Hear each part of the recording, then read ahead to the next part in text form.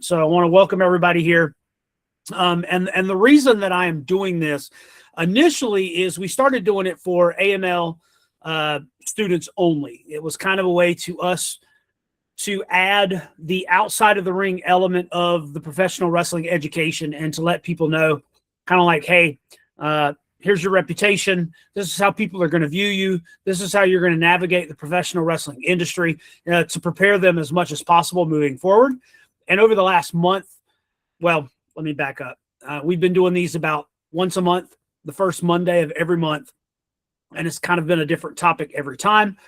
And the last month, I saw a lot of chatter on social media about people being unprofessional, communicating like crap, doing stupid shit, and basically getting themselves in trouble in the professional wrestling industry and not even knowing it. And a couple of vets, 10, 15, 20 years in the business were like, hey, are schools even teaching this anymore? And I kind of took it upon myself to kind of say, you know what? There aren't a lot of schools that are teaching this. And there's also a lot of schools that are trying to teach it, but maybe don't have the full backing or the full amount of experience that I do. And so it's like, hey, let me just go ahead and offer it. I was already doing it and was playing around with doing it remote anyway, and just went ahead and said, hey, let's open it up to anybody and everybody in professional wrestling that wants to view it. Some people may look at me and kind of say, hey, what do you know? Where have you been? What have you done? But that's anywhere in professional wrestling. So the expectations of kind of what I want you guys to, what we're going to be doing here is we're going to be talking about all manner of things, not in the ring. How you carry yourself, how you communicate, how you interact, how you do those bigger, better, faster, stronger opportunities in the industry, navigate politics, backstage, etiquette, all that good stuff. It is going to be more or less me kind of chatting at you guys. I will give you guys opportunities to kind of like, hey, if you don't understand a concept or you don't understand a term, Google Meet does have an option where you can like press a little thing and it'll do a little hand wave on the screen that'll kind of let me know that you have a question. I will give you guys options to ask questions. So if it's one of those that maybe I'll answer it later, it'll give you guys an opportunity. Okay, well, maybe this is the beginning of him talking about that subject. Let me get through it a little bit. Maybe it gets answered. And then if not, okay, answer it down there at the end. And like I said, the purpose of this is to just give you guys this information, because I've always found that the best way to teach somebody what not to do is like, hey, I'm coming from experience because I didn't know and I made that mistake, and here's why it hurt me, and here's what it made me learn, right? Because my hope is that you don't repeat some of the mistakes that I had. And I think that that's pretty much any trainer or coach that has ever trained or coached. That's kind of the goal, is you don't want your students to make the same mistakes you did. And so you're not going to learn everything in 5 minutes. You're not going to learn everything in 5 hours, 5 days, 5 months, but it's a continual learning process. If I give you guys 100 things today and you only take away 2 or 3, hey, cool, mission accomplished. If you take away all 100, that's even better. But I don't expect you to learn and fully digest and make a part of you everything that I'm going to talk about here. So my core philosophy in the way that I look at professional wrestling is I am a big proponent of, and you may have seen this a couple places online, in the world of professional wrestling, the wrestling gets you noticed, the professional gets you booked. And so I'm a big fan of that. You can be really good in the ring. And I think literally anybody can learn the in-ring skills: wrestling, referee, manager, valet, announcer, commentator, whatever your on-screen role is. Anybody can learn that, and anybody can get better at that. But it's that professionalism that isn't taught, it isn't thought about, and a lot of people don't even realize, oh, wow, okay, yeah, I get that. Now that you've said that, I noticed that so-and-so does this and this, and they get opportunities. So-and-so does this and that, and they don't get those opportunities. So I want to give you guys all of that information and kind of frame it to where it makes it understandable for you guys. So let's see. With that being said, So we're going to talk about building a career beyond the ring. Like I said, the inside the ring part is such a small part of professional wrestling. A lot of people, when they get into it, they think that that's going to be the hard part, the bumps, the bruises, the physicality, and that's not it.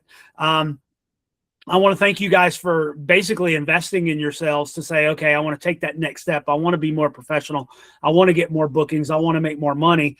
And me offering this for free, I'm going to have people, why don't you charge for it? You should charge for it. It's good information.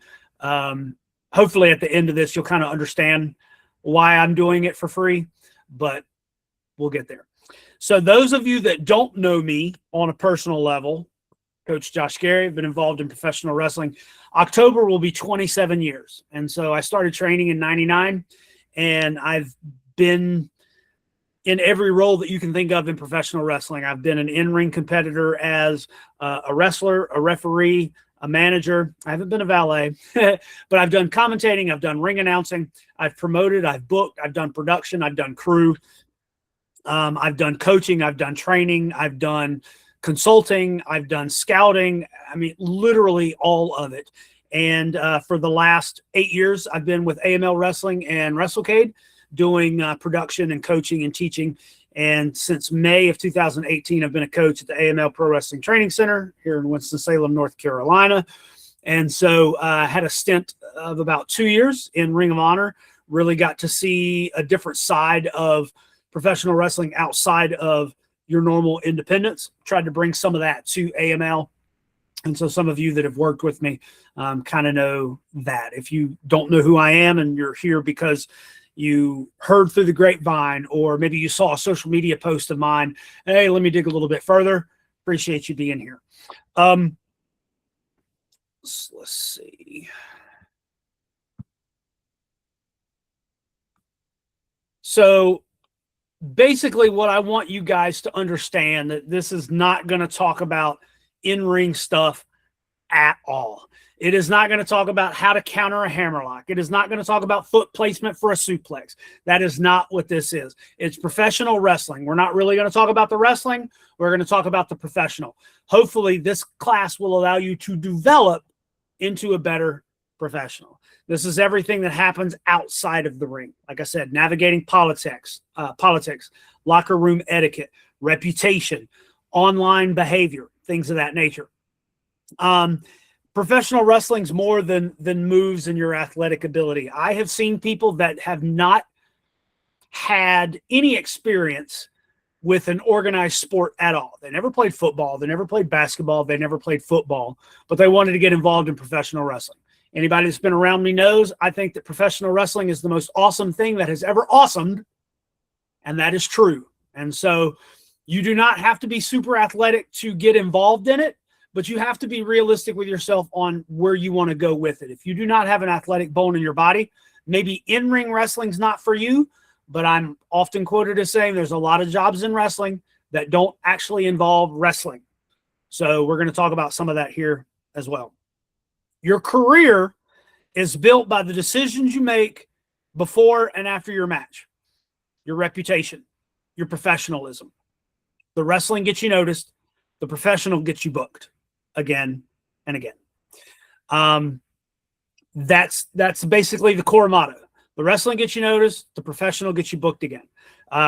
Talent gets you noticed. Talent gets you booked once. Different variations of it, kind of all meaning the same thing. So now I've broken this down into sections, and this next bulleted point right here where it says topics covered, these are the sections that we're going to talk about. Wrestling beyond the ring. So that's going to be like your locker room etiquette and communication. Reputation is your resume. We're going to talk about how you can build that to be a good reputation. I'm a big fan of saying you want to be the person that when you walk in the room, people go, hey, it's that guy. You don't want to be the guy that when you walk in the room, people go, oh, that guy. Right. We are going to talk about locker room etiquette and professionalism. Professional communication. This is a big one. I've got a couple of personal stories of being on both sides of that equation in the communication chain there. We're going to talk about ways that you can protect your career And then for a small, I realize that this next bullet point can be very encompassing, but social media is part of your reputation. We're going to touch on social media a little bit. I'm not going to go in depth because there's a lot. There's a lot there.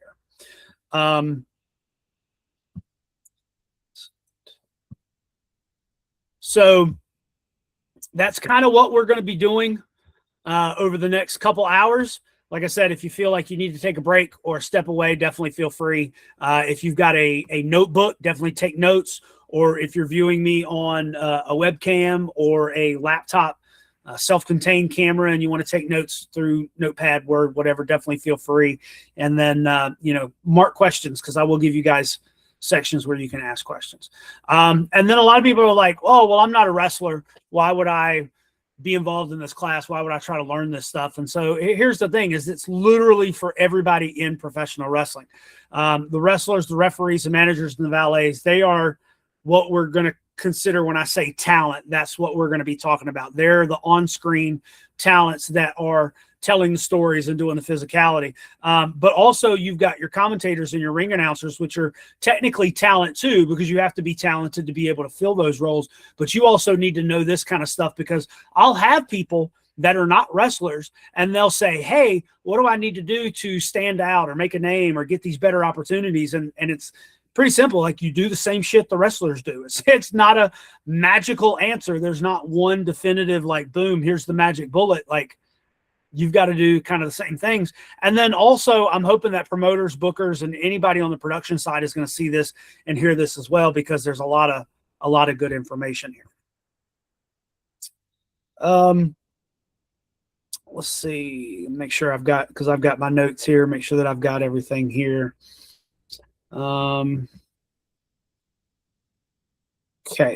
So with that being said, before we talk about locker rooms, promoters, social media, any of that stuff, we need to understand, and I need to be able to convey to you guys an understanding of really how this business works. Okay. So section 1, wrestling beyond the ring, and professional wrestling is a relationship business.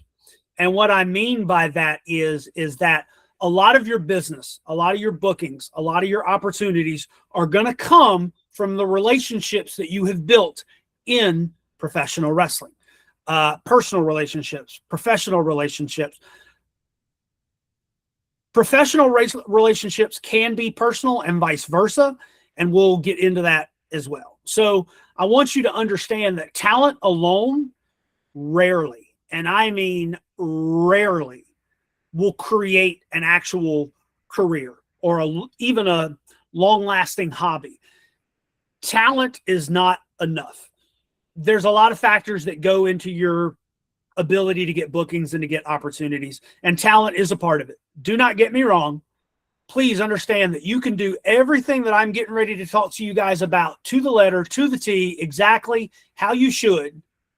But if you can't perform, if you can't wrestle, if you can't manage, if you can't ref, if you can't do the actual talent part, the rest of that, it's going to be harder on you, right?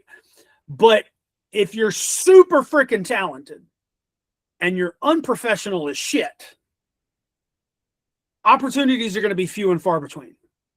If you're super professional and you're not really that talented, you might get a few more opportunities than a super talented person, but we want to make sure that they're both up there, right? Like I said, wrestling is a business. You're entering a business. You are becoming a business. You are a brand. You are your own business, and you need to understand that going into it. Pro wrestling is not just a sport. Football is not just a sport. Basketball is not just a sport. You have to look at it from a business perspective. Oh, yeah. You've got passion. You've wanted to do it since you were 5 years old. I get that. Anybody that's in this industry has a similar way that they wanted to do this. We love it. That's why we want to do it. But understand that it is a business. And every role in this business matters. If I've got 2 wrestlers in a building and that's it, Do I have a show? Nope. I need a ref. I need a ring. I need tickets. I need concessions. I need video. I need commentate. You know, I have all these other roles that I need to have in order to have an event.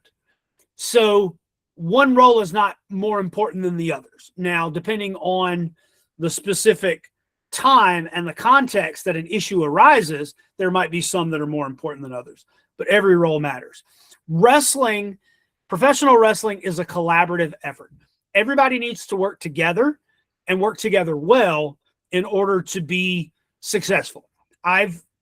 I'm guilty. I've run a promotion before. I've promoted events before, and I tried to do everything by myself because my thought back when I was young and dumb, well, younger, is that nobody can do it as good as me. So I'm not going to delegate shit. I'm going to do everything on my own. And it made for a miserable experience. One of the reasons that I have been with AML Wrestling and WrestleCade as long as I have is I learn something new every day from Tracy Myers. Tracy Myers understands that he can't do everything. And so he develops relationships and has people around him that he is able to say, okay, hey, I need this done. Can you handle that for me? And if you can't, you're not in that position for long. And so he's real good at delegating, and I have been real good at being delegated and making sure that things get done so that I become valuable. So because success depends on that trust. When you are first getting into professional wrestling, nobody knows you. You don't have a reputation. Nobody knows if you're reliable, and nobody can trust you because they don't know who you are. You have not built that reputation up yet. And so one of the things that you need to do is build that trust, build that relationship. And the way you do that is by being professional. Opportunities is a word that gets thrown around. Opportunities are words that get thrown around a lot. And sometimes they're not as they seem. A really good, talented professional wrestler sometimes just stops getting booked. That's just the nature of the beast. It's very rarely their match quality. It's very rarely how they put their match together, ticket sales, whatever the case may be. Usually it's because they're either a shitty human being, they're unreliable, or they're just unprofessional, and they're the guy or girl that when they walk in the room, people go, ugh, that person, okay? And by that same thought, I've seen just kind of average talents stay booked every weekend, every month for years because they're reliable, because they are decent human beings, because you can trust them. You can say, hey, can you do X, Y, and Z? Yep, no problem. And they do X, Y, and Z fantastically. They're where they say they're going to be, when they say they're going to be. They communicate great. And so a lot of times, I even just recently put a YouTube video out there. Sometimes the lesser talent gets booked more. And the more talented person is like, man, I can wrestle circles around that guy. Why is he getting booked? So it definitely plays a factor. If you're asking yourself that question, why?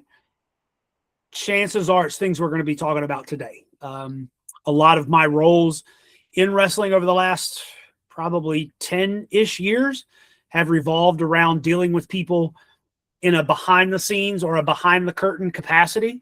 And I see it a lot where it's like, God, the internet loves you as an on-screen talent, but people hate working with your ass, right?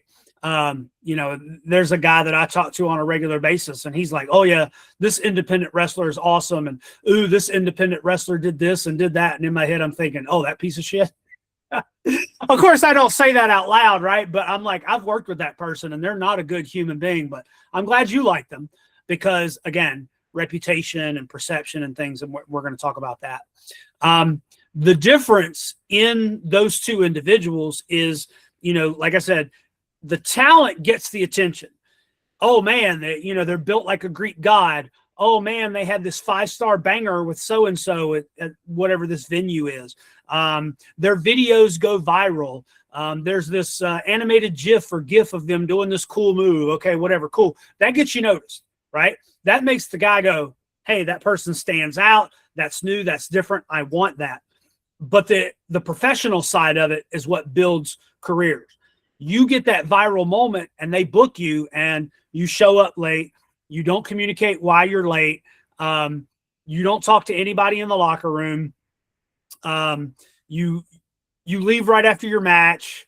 You don't share the poster, things of that nature. Chances are you're probably not being brought back.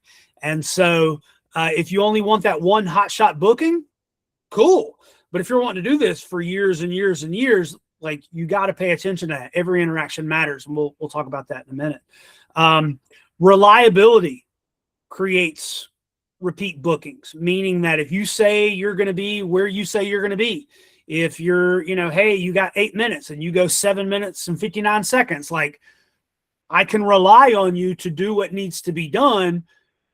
I tell people all the time, you show up at a place, they're going to give you the shitty job. You knock that one out of the park, they give you a less shitty job. You knock that one out of the park, they give you a less shitty job. And then you kind of work your way up. Nobody starts as the CEO, right? You got to start on the ground floor and work your way up. You got to build that reliability. You got to build that trust. And then when you start to build that reputation of being reliable and being trustworthy, then that reputation creates referrals. As like, if I'm talking to a buddy of mine that runs shows and he's like, oh man, kids these days, old man yelling at clouds or whatever. I'd be like, hey, have you heard about, Joe XYZ? Yeah, we had him on this show 2 weeks ago. He's super professional, showed up. He had his stuff in order. He was great. He was great to work. Hey man, give me his contact information, right? It's when people talk about you in rooms you're not in that determines if you're going to be successful or not. So when you're thinking about your reputation and how you carry yourself and what you do in professional wrestling, you want to think long-term. One show isn't going to define your career. Okay. I know a guy that did WWE extra work like 8 years ago, and he's still talking about it. Brother, they ain't calling you. You did extra work 8 years ago, man. Stop putting as seen on WWE TV on your friggin', booking graphics on social media. Like, you got to think long-term. No one single booking is going to change your career. At my time in Ring of Honor, there were a lot of former WWE guys or NXT guys that got released, and they're in the indies, and they would make these appearances at Ring of Honor. I was actually just talking with Nick Lendl the other week about it. And it was like, you'd see them, they would come to one TV taping, which equated to 4 weeks of television, and you never saw them again. And the internet's like, oh, whatever happened to, Joe Blow? And, oh, he didn't last. And it's like, because he didn't fit in the locker room, or he was unprofessional, or he did or said something stupid. A lot of times when you see these releases from WWE, TNA, whatever the case may be, and everybody's like, oh, the company's stupid for releasing that person because of reasons X, Y, and Z. To tell you, it's probably a good chance something happened backstage that it was like, you're not worth the investment or the headaches to keep you around. And so, yeah, do some really good people get let go and get released? Yes, but it's not always about what happens in the ring. And I'd be willing to bet at just about every company in the world, a large percentage of it rarely has to do with what you're actually doing in the ring. But like I said at the beginning, being talented in the ring isn't understood here, right? Cousin Jimmy wrestling up there in the mountains in his coveralls, he's probably not getting a shot at WWE, right? So there's levels within independent wrestling as well. Every interaction in the professional wrestling economy, in the industry, helps you build momentum. It compounds. Small little things help to build your reputation. I tell people all the time, you want to look at every interaction in professional wrestling like a job interview, because you never know who you're talking to and who they know. There's a small independent promotion a few miles north of me that has run for quite a long time. And one of my former students is a booker there. And I know the guys that run it. Heck, I used to wrestle for them when I was young. But the girl behind the concession stand is one of the owners / booker's wife. And I've seen talents come in there and treat her like the cafeteria lady or the janitor and disrespect her and, and all this other stuff or whatever like that. And it's like, okay, kiss your future bookings goodbye, Bubba. Because when she gets wind that you're acting like this, guess who's going to know? The guy that's paying you, the guy that's booked you. I've always looked at the world as you should treat the janitor with the same amount of respect that you treat the CEO, because nobody is above the law. Nobody is above reproach. Everybody's a human being. Everybody's dealing with things.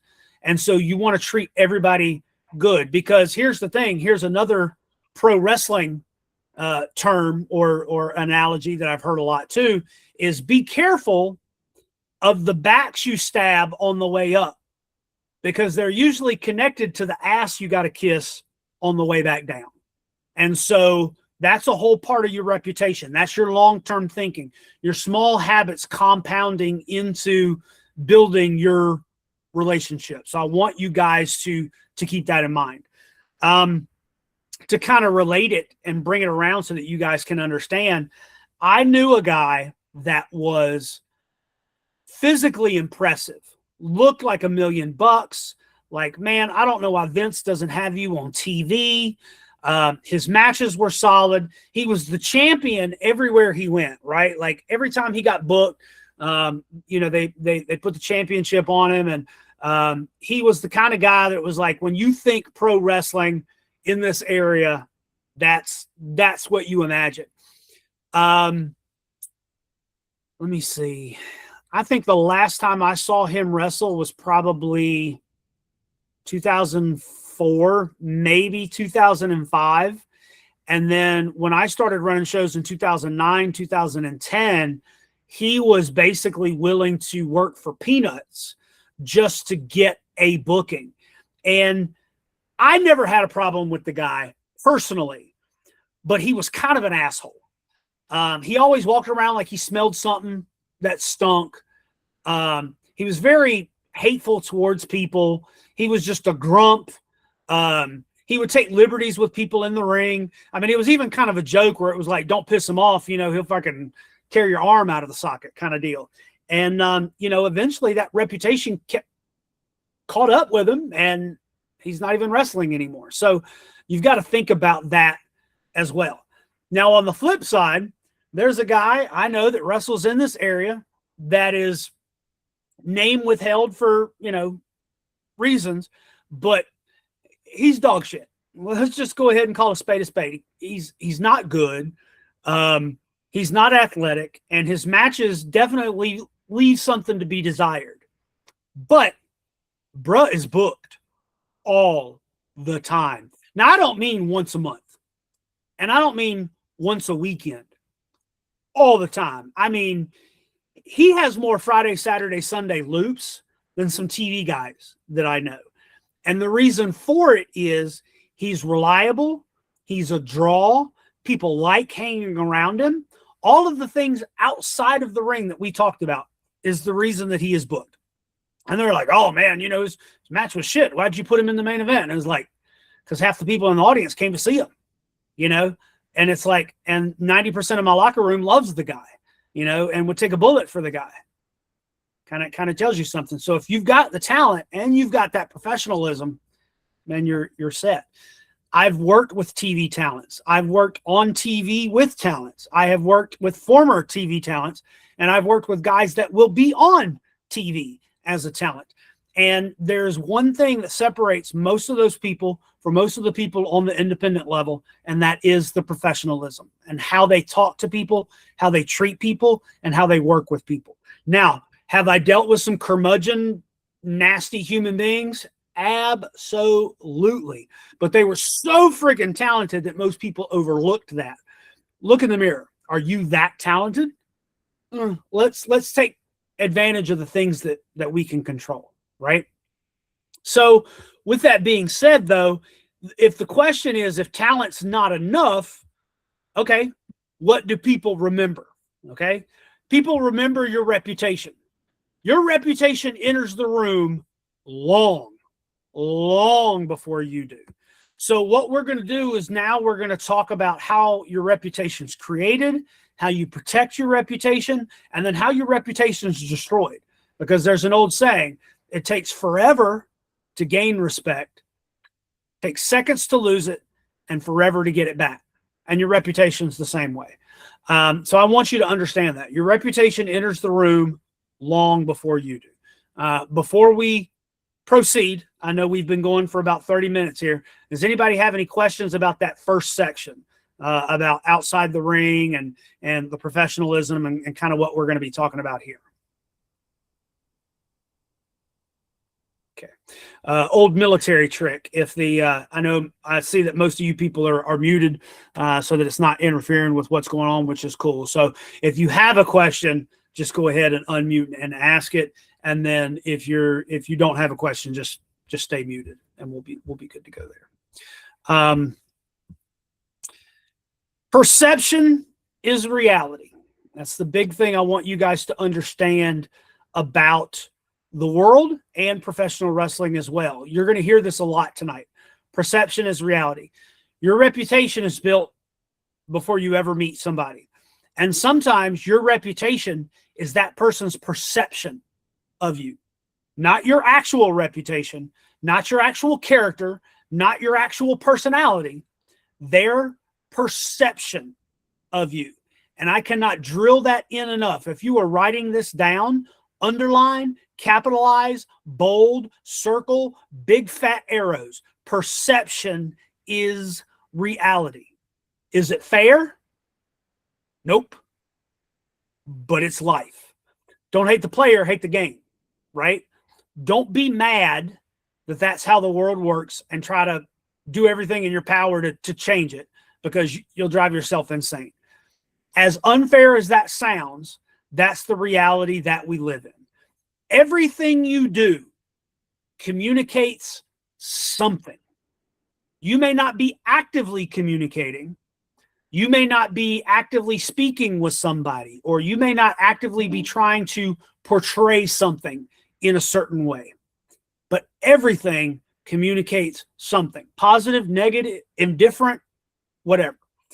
Your first impressions, no matter where that first impression is, matters. In today's digital age, your social media, 9 times out of 10, is your first impression for everybody that matters. Doesn't matter who, what, where, when, and where. You apply for a job at Walmart right now, that hiring manager is going to try and find you on Facebook, Instagram, TikTok, whatever. Doesn't matter. They're going to try and find you. Are you a piece of shit?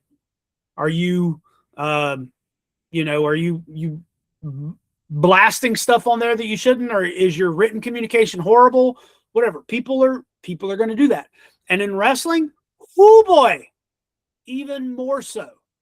Because when you reach out to a promoter, hey brother, you got any of them bookings? First thing they're going to do is look at your social media. If your social media does not give the perception that you want it to give, think that promoter's going to message you back? Probably not. Okay? You could be the most kindest, most gentlest human being in the world. But if your social media communicates that you're anything other than that, we're going to talk about it later. Okay, what's the difference between shoot and work? Do I present myself as my actual self online, or do I present my character? Well, my character is a heel. So all of my social media is going to be bad stuff, right? We'll talk about that. But it's the perception of who and what you are that is going to communicate to those people that are looking at what you're doing. Your reputation is basically the perception of who you are to everybody else. There's, and I'm probably going to mess it up, so if I do, forgive me. There's a saying that everybody has 3 selves. You have the self that you actually are inside, the one you project to the outside world, and the one that the outside world perceives of you. Okay? And they're all 3 different. Now, they might have commonalities, but they're all different. Your reputation is the one that the outside world perceives of you. Professional wrestling, regardless of your thoughts on it, it's a small industry. It is not as large as you think it is. When you look at the entire world and the amount of people that are in the world, and then you look at the amount of people that are in wrestling, and then in wrestling in your area, right? Like it feels like it's super small, or it actually feels like it's bigger than it is, right? Because, oh man, I've been wrestling for 5-10 years, and everybody that's on TV, I've never met them. I've never worked with them. I don't know them. Okay. There's an old game, 7 Degrees of Kevin Bacon, right? Any actor you can name is 7 or less steps away from Kevin Bacon because they were in this movie with this person and so on. Wrestling is that same way. I am familiar with a lot of people in professional wrestling that I've never met, but I could hit them up on Facebook Messenger, text, whatever, and we can have a communication.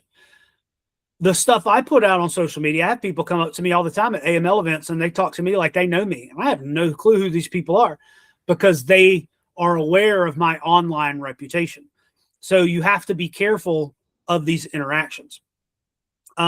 People will talk. If you baby mama broke up with you, your car broke down, you lost your job, you're negative $27 in the bank, whatever and you show up and you're just like, man, FTW and, and all this other stuff or whatever. And you meet somebody for the first time and that's their first impression of you. Yeah, I met so-and-so. They're a douche. I'll never want to work with that person ever again. And that could just be that one day, that one time you had that bad attitude. But that's how that person is going to perceive you for the rest of your life. Now, I know there are some of you folks that are on this call right now. You're going to understand the people that I'm talking about in this story. And if so, don't spread it around. But there's a former student of mine that in his head believes that Jay Lethal is a horrible human being. And I've tried to tell him time after time after time, Jay Lethal is awesome. He's great. His in-ring talent is phenomenal. As a person, he's great. But he got him on a bad time. We were at WrestleCade. His flight was delayed. He couldn't sleep. There was all of these kind of things. And he was kind of grumpy the day that this person met him. And, and that's kind of his belief is that Jay Lethal's a, horrible human being. I'm not going to tell Jay that. But, that's how pro wrestling works. Promoters also talk. I probably receive 2 messages, give or take, a week from promoters saying, hey, I'm looking for this. Do you know anybody? Or, hey, so-and-so hit me up. Have you ever worked with them before? Hey, so-and-so hit me up. Said he's a student of yours. Is that true? Like, they ask. They talk. So if you do not have a good relationship with somebody that might be one of those people that you stabbed in the back and now you got to kiss their ass on the way back down, you're going to run into some problems, right?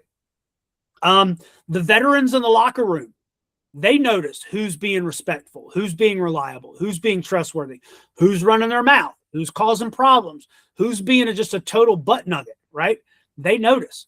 The referees notice like crazy because here's the thing. Any of you guys or girls that are actually training to be wrestlers or have been wrestlers or been wrestling, whatever the case may be, go ahead and admit referees can sometimes be an afterthought, right? Oh man, I even forgot the referee was in the match.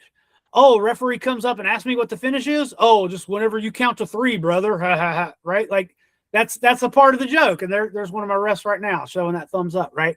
They're afterthoughts, but referees can be those flies on the wall that can hear things and know things. And they can just kind of be like, I've had referees come up to me at shows and they're like, hey coach, so-and-so said X, Y, and Z. And I'm like, the fuck? And got to go over there and be like, hold on, brother, what's going on? And kind of smooth something out. Or, hey, I heard you said you were going to go through a table and, we told everybody at the production meeting, no table spots or, whatever the case may be. So, referees notice. And then people in production notice, right? Because even production folks kind of come in as like a redheaded stepchild in the world of professional wrestling. They're like, oh, that guy's just carrying a camera, or, oh, he's just dropping cables. Oh, he's just running music, whatever the case may be. No, every role matters. And you do not know what those people do outside of this show. Maybe they're a promoter for another show. Heck, Anybody knows Bob Keller? Bob Keller does a lot of stuff in the southeastern part of the United States. Runs a promotion in South Carolina. We've used him for some stuff for AML and WrestleCade.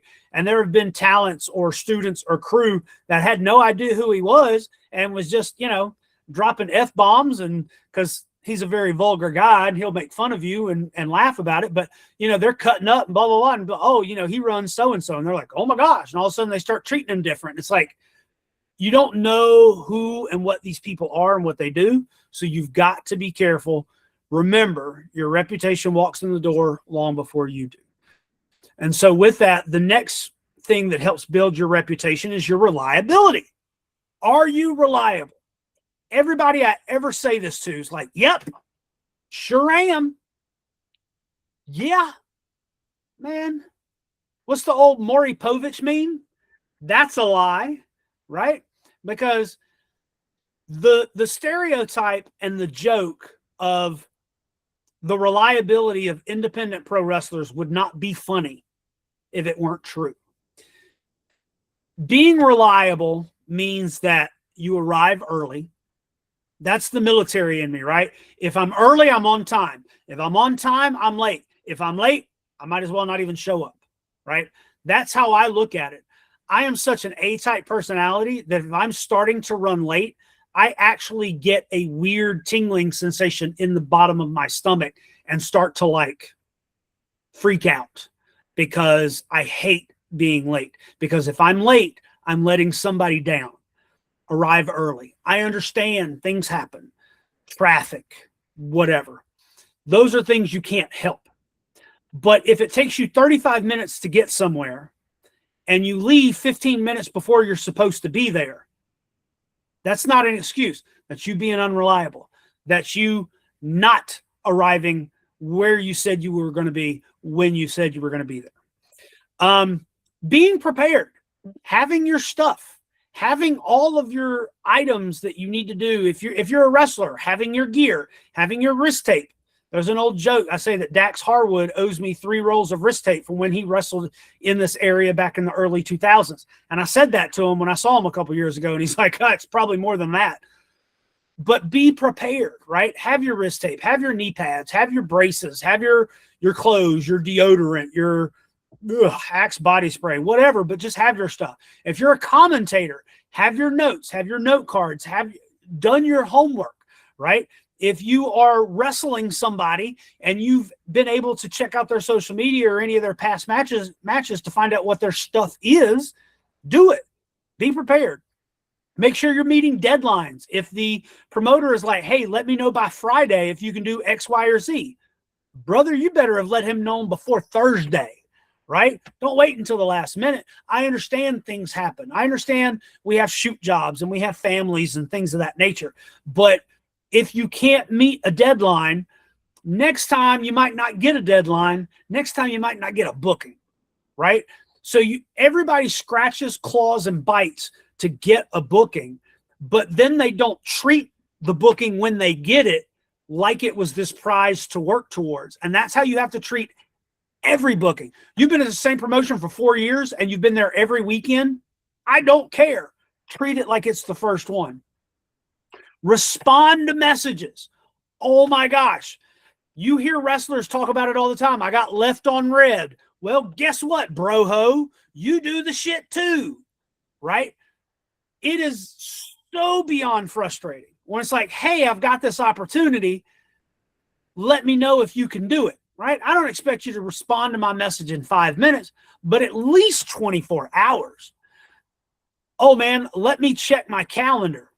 It's probably on the same device you're communicating with me on, dude. Like, nobody needs to go home and check a paper calendar anymore. I'm old and I don't do that. Okay.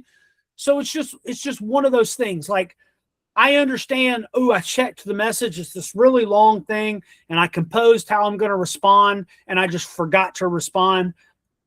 That's fine, but train yourself to, okay, boom.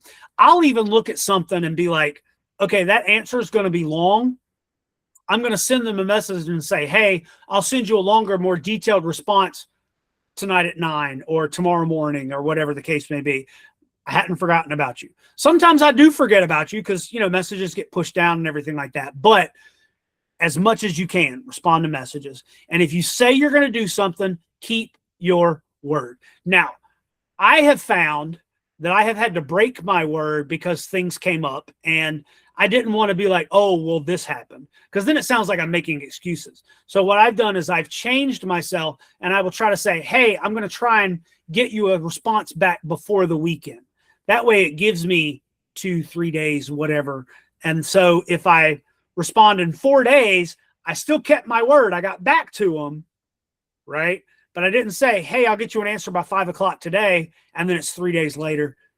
There's a little difference there, right? And it's all about how you communicate. But being reliable, if you say you're going to do something, do it. There's a couple of students at AML that have a little bit, they've built that reliability where I can literally look at them and say, hey, make this happen. That's all I got to say. And guess what? It's going to happen. It's going to get done. It's going to get completed because I have trust in them that that's going to get done. Now, when something comes up, hey, we need a dark, or hey, we need somebody to fill in the scramble match, or hey, who should be in the main event of the student showcase, whatever, right? Like that person's name is going to come up before the other unreliable folks are the ones that I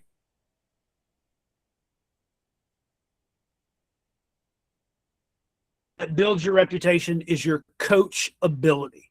I know you guys have heard this before. I know this word is not foreign to you. You hear it on WWE documentaries. You hear it on any coach or trainer in this industry's social media, YouTube videos, whatever, but it is vital. If somebody is giving you feedback, not good feedback, not positive feedback, not career advice, not TV guy telling you how to get a contract, any feedback, your response should always be eye contact, focused, yes sir, no sir, excuse me, yes ma'am, no ma'am. Right, thank you. Yes, I will keep that in mind. Yes. Oh yeah, I appreciate you, right? Even if the information they're giving you is false, even if they are telling you outright wrong shit, those should be your responses. Because like I said earlier, you don't know who they know. You don't know what position they're going to be in later in life, and it's all a part of your reputation. Now, if you're not sure, go to somebody you trust. Say, hey, so-and-so said this, so-and-so said that. What do you think? Right? You have to keep those in mind as you're moving through this. Sorry. Got to find the setting to make that automated. But being coachable means that you can accept correction. We're human beings, right? If I put a match together, I'm passionate about pro wrestling. I'm passionate about my match. I'm passionate about my career. I am going to take a personal amount of responsibility for the quality and the perception of that match, right? The choices that I made and the presentation and the performance that I put forth, that's my baby. I've got an emotional connection to it. And if somebody comes up to me and says that it was utter shit, it was garbage, it was horrible, I can't look at it, God dang, that stings. That hurts. I get that. But again, perception, reputation, they're taking time out of their day to give you advice that they think is going to help you. Whether it's how you take advice or whether you can accept the advice or the feedback in a positive way, doesn't matter. Accept it for what it is. It's somebody taking time out of their day to help you. So you can take that correction. Now, the tricky part is to then, how do you correct and stand up for yourself without looking like you're, yeah, but that is tricky. And we'll talk about that later. When somebody is giving you coaching or feedback or critiques, listen more than you speak. A lot of times it's coming from a position of, hey, I've learned this lesson. Let me impart it on this younger individual. And then we're all people. Sometimes that comes from a place of selfishness where it's like, I think I'm better than they are. And so I want to make them think that I'm better than they are because I know they're better than. And so there are situations like that you're going to have to be careful of. But if that's why they're giving you feedback, then you need to double down on the perception and the reputation and the yes, sir, no, sir, I appreciate you, da-da-da. Somebody whose opinion you trust, hey, so-and-so, or maybe not even say so-and-so said this. This person, I heard this. What's your opinion on that, right? There's ways to navigate that. Ego can limit your growth. And what I mean by that is if you're like, oh, who's this nobody giving me feedback?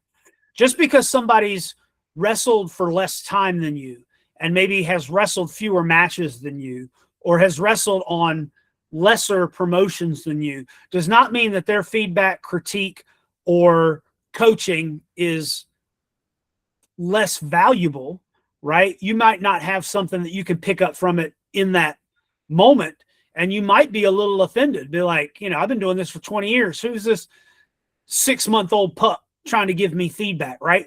But that's how we work. It's collaborative. We all work together, right? So if you immediately go, I don't need to listen from this nobody, that's limiting your growth, right? Because they might say something that maybe they're not giving you feedback and advice as a well-traveled talent. Maybe they're giving you feedback and advice from a fan perspective. As a fan, I didn't like X, Y, and Z because of X, Y, and Z. And you go, damn, I never thought about it, because we get stuck in our bubble and we don't think about those things. So keep that in mind. Your improvement never stops. I don't care how long you've been doing it. Like I said, October will be 27 years for me, and I still learn new shit every day. I'm reaching out to folks. I'm asking questions. I'm watching stuff. I'm signing up for courses and seminars and stuff. Like it's a never-ending process.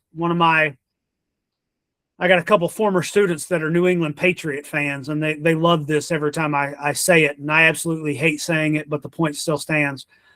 Tom Brady even practiced the week before his last Super Bowl win, right? Learning and preparing, practicing, training, it never stops. It never stops. Now, with those in mind, you have to develop professional habits that will help the perception and your reputation be what you need it to be, because your authentic self and what you think you want the audience or the public to know about you isn't always going to get you what you want. I have a piece of advice that I give out very often, and some people like to balk at it and say that's not a good way to live, but hear me out. You can be right or you can be happy. If you're willing to die on that hill and argue with that person that your opinion is right and, all of that, that's fine. But you're not going to be happy, because that person is going to be ignorant. They're going to argue. You might get into a physical altercation, or you can be happy. You know what? It's not worth arguing. Have at it, right? But your perception that you're trying to give to the public, to the promoter, to other wrestlers, to fans, whatever the case may not be who you actually are. You ever heard the term fake it till you make it? That might be what we're talking about here. Some of the professional habits that you can build that will help your perception and help your reputation in this industry: dress appropriately. Now, I know this sounds weird. Most of us are in the independent professional wrestling industry, and you go to a show, and most people are walking around in gym shorts or jeans and T-shirts, whatever the case may be. Have you ever been to a show and somebody walks in a suit?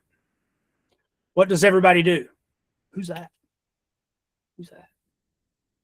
That's their perception of who you are. You could be nobody, but you showed up in a suit. I was at the Hammerstein Ballroom with Ring of Honor one time, and I always wore dress clothes because I was asked to ring the bell and do some other things that required being customer facing, fan facing. And so I was wearing a suit, and doors were open.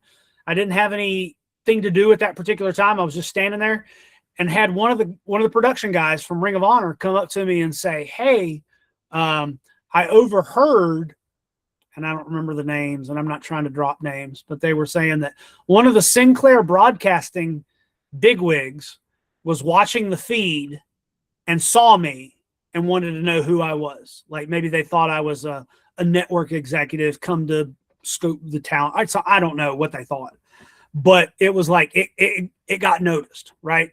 And here I was on the totem pole of things at this particular event, this promotion, very low on it. But the perception was that I was not. There's a reason why when you look at AML events and you look at WrestleCade events, you see me wearing a suit or a suit jacket or a tie or whatever the case may be, right? It's that professional habit of making you look professional. You want to take care of your appearance. If you are a wrestler, you want to stand out, right? You want to have a beard, you want to have a mohawk, you want to have different colored hair, whatever the case may be. That's fine. But you also want to make sure that you don't look like a hobo. Even if your gimmick is you're a hobo, you know, you still want to look professional, because how you walk into that building, people are going to make snap judgments about you and make perceptions of who you are actually as a person. You want to stay organized, right? You want to make sure that when you're in the locker room, all your stuff is kind of together. You don't want to be the person that has half the locker room covered in your friggin' underwear and socks, right? And then you want to handle disappointment professionally. I was amazed at the number of folks that would come to do crew for Ring of Honor when we were in whatever town it was. And they would come to do crew with the hope, oh man, I'm going to get picked to have a dark match. And then they would post the format, and they would have the dark matches penciled in, and the people would see that they weren't having a dark match, and they'd be like, oh man, F this. And they'd leave before the show started. And it was like, I hate to tell you, but, you know, there was a list. It's an invisible list, but a thing that, you know, you got on it. And if you showed up the next time they were in that town, guess what? You're going to be asked to turn around and leave, because that, yes, you're disappointed. I get that. That's what you're trying to do. But do it professionally. There have been several folks that have messaged me the week before AML. Hey man, I'm going to be in that area. I'd love to come in and help. I'm trying to get my foot in the door at AML. You know, I just want to be a part of it. You know what? Saying all the right things. And then they show up and they help with crew sometimes, and I never see them again. Or they leave right after the event. Or, you know, sometimes they don't even show up at all. And it's like, good God, like, tell me you don't want it without telling me you don't want it. So now that we've talked about things that help your reputation, let's talk about some things that hurt your reputation. Now I'm going to go through this list, and there's probably going to be quite a few of you guys that are going to be like, because you've either done them or you've seen people do them. Okay. The first one is constant complaining. Oh my gosh. I do not like those folks. Do I complain? Yes. Do I do it loudly? At times. Do I do it constantly? No, because I know how it feels to be on the other side of that. Nobody wants to be around that. Oh, so-and-so sucks. Oh, my pay sucks. Oh, this person sucks. Oh, this team sucks. Oh, this, that. Oh my gosh. There's a guy that I know that, nice guy, but I had to unfriend him on social media because he was constantly complaining about wrestling, complaining about sports, complaining about the government, complaining about, and I'm like, done those, bruh. Like, nope. So if he ever hit me up asking for an opportunity anywhere, who? Oh, you might get left on red, bruh. Constant complaining. Just stop it. Okay. We'll talk about that a little bit more when we get into social media. Gossip. Stop it. Water cooler gossip. This ain't high school. I see so many grown ass folks gossiping in professional wrestling. Here's what gossiping does. Hey man, did you hear about so-and-so and so-and-so? Well, I heard they did da-da-da-da-da. Now me, being on the receiving end of that, I'm not thinking about so-and-so and so-and-so doing whatever. I'm thinking about this Yahoo in front of me. What does he say about me when I'm not around? Right? Is that somebody I want to have around? Nope. Excuses. This one I get multiple times a day from multiple people in every role, in every corner of the globe. Excuses to why you can't do something. Can excuses be valid? Yes. Yes, they can. If you give me an excuse every single time you don't say something or you don't do something that's expected of you, and it starts to build a pattern, your reputation is being damaged. I had a student years ago, that would always have an excuse for why they couldn't come to training when we were doing the not fun stuff. It eventually got to the point where I told him, I was like, dude, tell me when you're coming. And just don't say anything if you're not coming. Like, I don't need these excuses. I got told the two best excuses I ever got to why somebody couldn't come to training, right? Remember, this is your dream. This is your passion. I'll stop at nothing to become a professional wrestler, all that good stuff. It was number one for the longest time. They couldn't come to training because they had to dye their hair. Yep.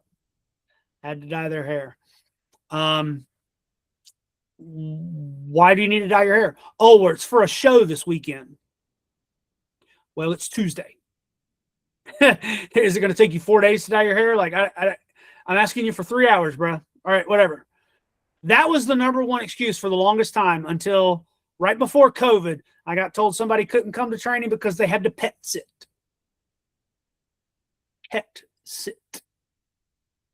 You mean to tell me you got to go to somebody's house and feed their dog or feed their cat, and you can't come to 3 whole hours of training because of that? Oh, well, one's on one side of town and one's on the other. So the attention and the support and the focus starts to become less on those. I have folks all the time. I've got one individual that he has probably hit me up 8 times. He's going to come help do crew at AML. What time? When do I got to be there? Cool, man. I'll see you in the morning. You know, whatever. I have yet to meet this individual because every morning, show day, he's got some excuse of why he can't be there. I mean, I get it. Life happens. But the perception is you can't keep your word. You're unreliable. You're untrustworthy. See how it all fits together? And all that kind of boils down to drama. Just stop with the drama. I do not like drama. If somebody comes up to me and they want to talk about drama, or somebody that's fighting somebody else, or somebody that doesn't like anybody else, or whatever the case may be, I may like sit there and kind of grin and go, really? Wow, that's crazy, bro. It's crazy, bro. Ugh, I don't care. It does not impact me. It does not bring me joy. I don't care. Yes, sir. What do you got? Raise your hand. Yes, no, maybe.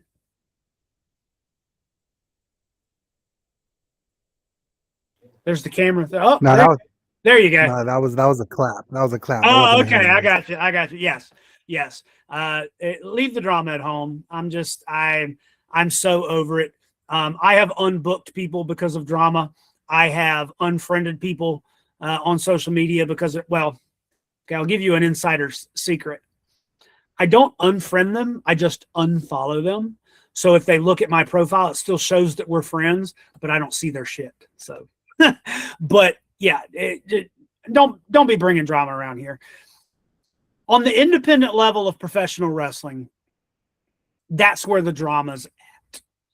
The higher you go up the food chain, the less drama there is. Don't let the dirt sheets lie to you. Don't let reality TV shows bend your opinion. There is a lot less drama the higher you go up the food chain. There really is. There's an old saying, what is it? The cream rises to the top, right?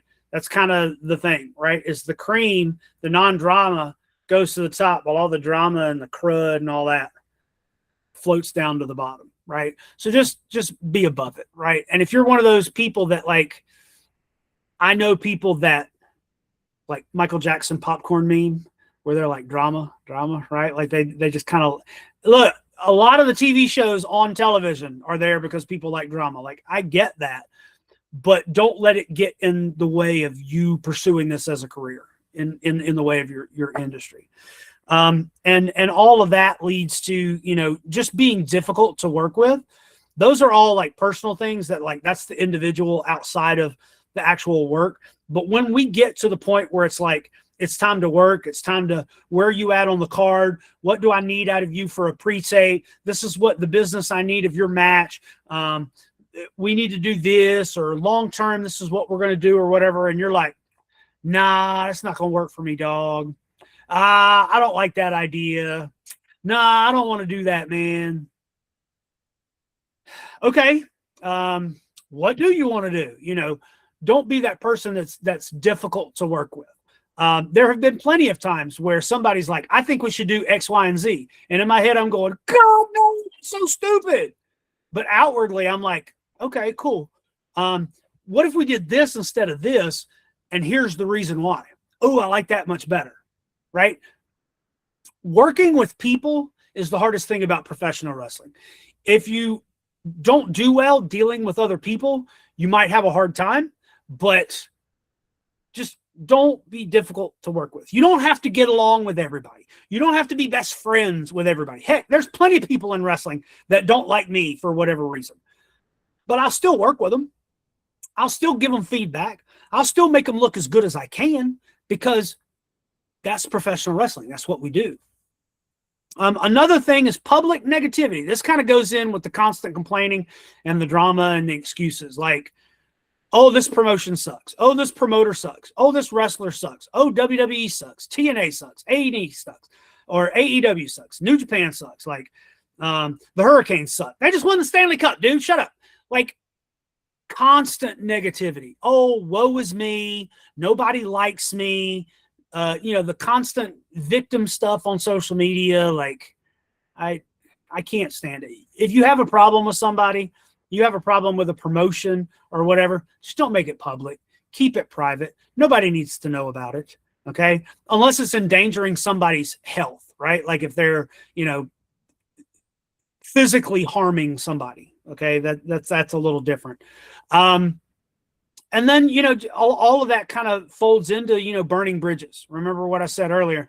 Be aware of the bat you stab on your way up, because it's more than likely attached to the ass that you've got to kiss on the way down. Okay. Try not to burn bridges if you can help it, because you never know when you may have to suck it up and swallow your pride and go back to that place and be like, hey, I was wrong, or, whatever. But it's a lot easier to just kind of say, hey, long time no see. One of the bigger examples I can give you of somebody's reputation that they've built opening a door or opening an opportunity for them is there's quite a few at AML. And a lot of people tell me, okay, how do you get your foot in at AML? And I tell you, and then they don't do it because they think I'm lying or trying to get free labor or whatever the case may be. I can give you several examples of people that did exactly what I tell everybody and they did it well. But the one that I'm going to use, we're going to fizz a little bit, but LDJ. If you don't know who he is, he works for AML Wrestling on a regular basis. But he moved from the Maryland area down to Lejeune, down there in Jacksonville, North Carolina, and was asking around and was like, hey, where are the promotions that I should work? And a lot of people told him AML, and he reached out a couple places, and eventually he landed on me and was like, hey, I'm told that you're the guy that I need to talk to. And I'm like, yep, ring crew, 10 a.m. See you there. Crew Blacks. Like I tell everybody, if he shows up, he shows up. If he doesn't, he's another in the list of, Yahoo. Shows up, busts his ass, does setup, works tirelessly through the show, does tear down, thanks me for the opportunity, introduced himself to everybody, had a good demeanor. WrestleCade drove up the 3.5 hours, stayed for 3 straight days, and helped work the ticket booth and the will call and the merch and all that stuff. Never complained, always had a smile on his face. And I was like, man, this guy is really doing everything the right way.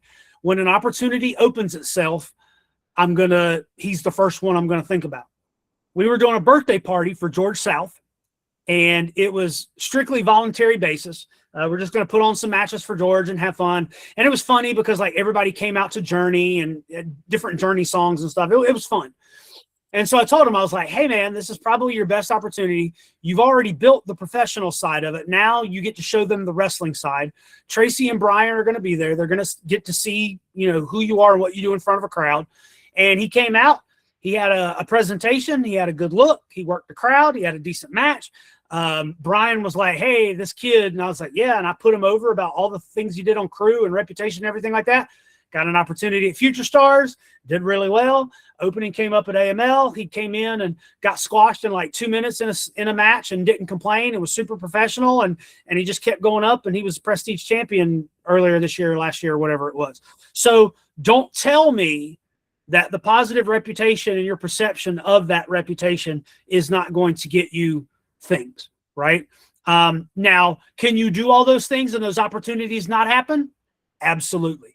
But I would rather you have it and not need it than need it and not have it. So I would rather you do the professional stuff and do the extra stuff to get you those opportunities, and that opportunity not come, then you say F all that and get no opportunities, right?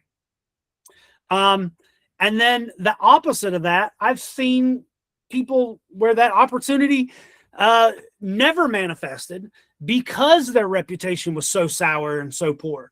Had a guy reach out and was very like familiar in the communication, where it was like we were best buddies, or like, we'd had sex with the same girl or something, right? Like he was very, very chummy with me. And just the way he was saying things and doing things, it was just like, man, I don't know. And then the next show day, Brian was like, hey, do you know a so-and-so? And I was like, yeah, I think the dude's kind of a jag-off. And Brian was like, yeah, I think so too, that guy, and never got booked. It's like, damn, I'd never even met the person, but it was how you approach the situation. So it does happen. It does happen. And so you kind of have to ask yourself, with all of that in mind, how to build a reputation, how to damage a reputation. What kind of reputation are you building today, right? Are you doing all of the positive professional things that you need to do? When you walk into the room, do you see people light up, or do you see people roll their eyes? Are you not able to read the room where you can't even tell that that's happening? Because I run into people like that all the time as well. So you have to kind of figure out what that is for you. And it's different from everybody. You know what I'm saying? Like, not everybody has the same way that they're going to do things. But once you've earned the opportunity by doing all of these professional things, and you're able to walk into a locker room, what happens next matters just as much. We talked about scratching and clawing for the opportunity or for the booking, but then once you get the booking, kind of letting your foot off the gas. And that's what we're going to talk about next. But before I move on, are there any questions or concerns? Anybody need clarification about that section of your reputation?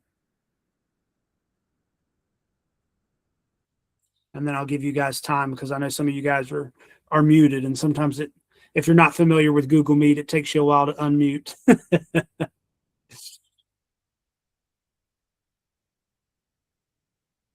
All right.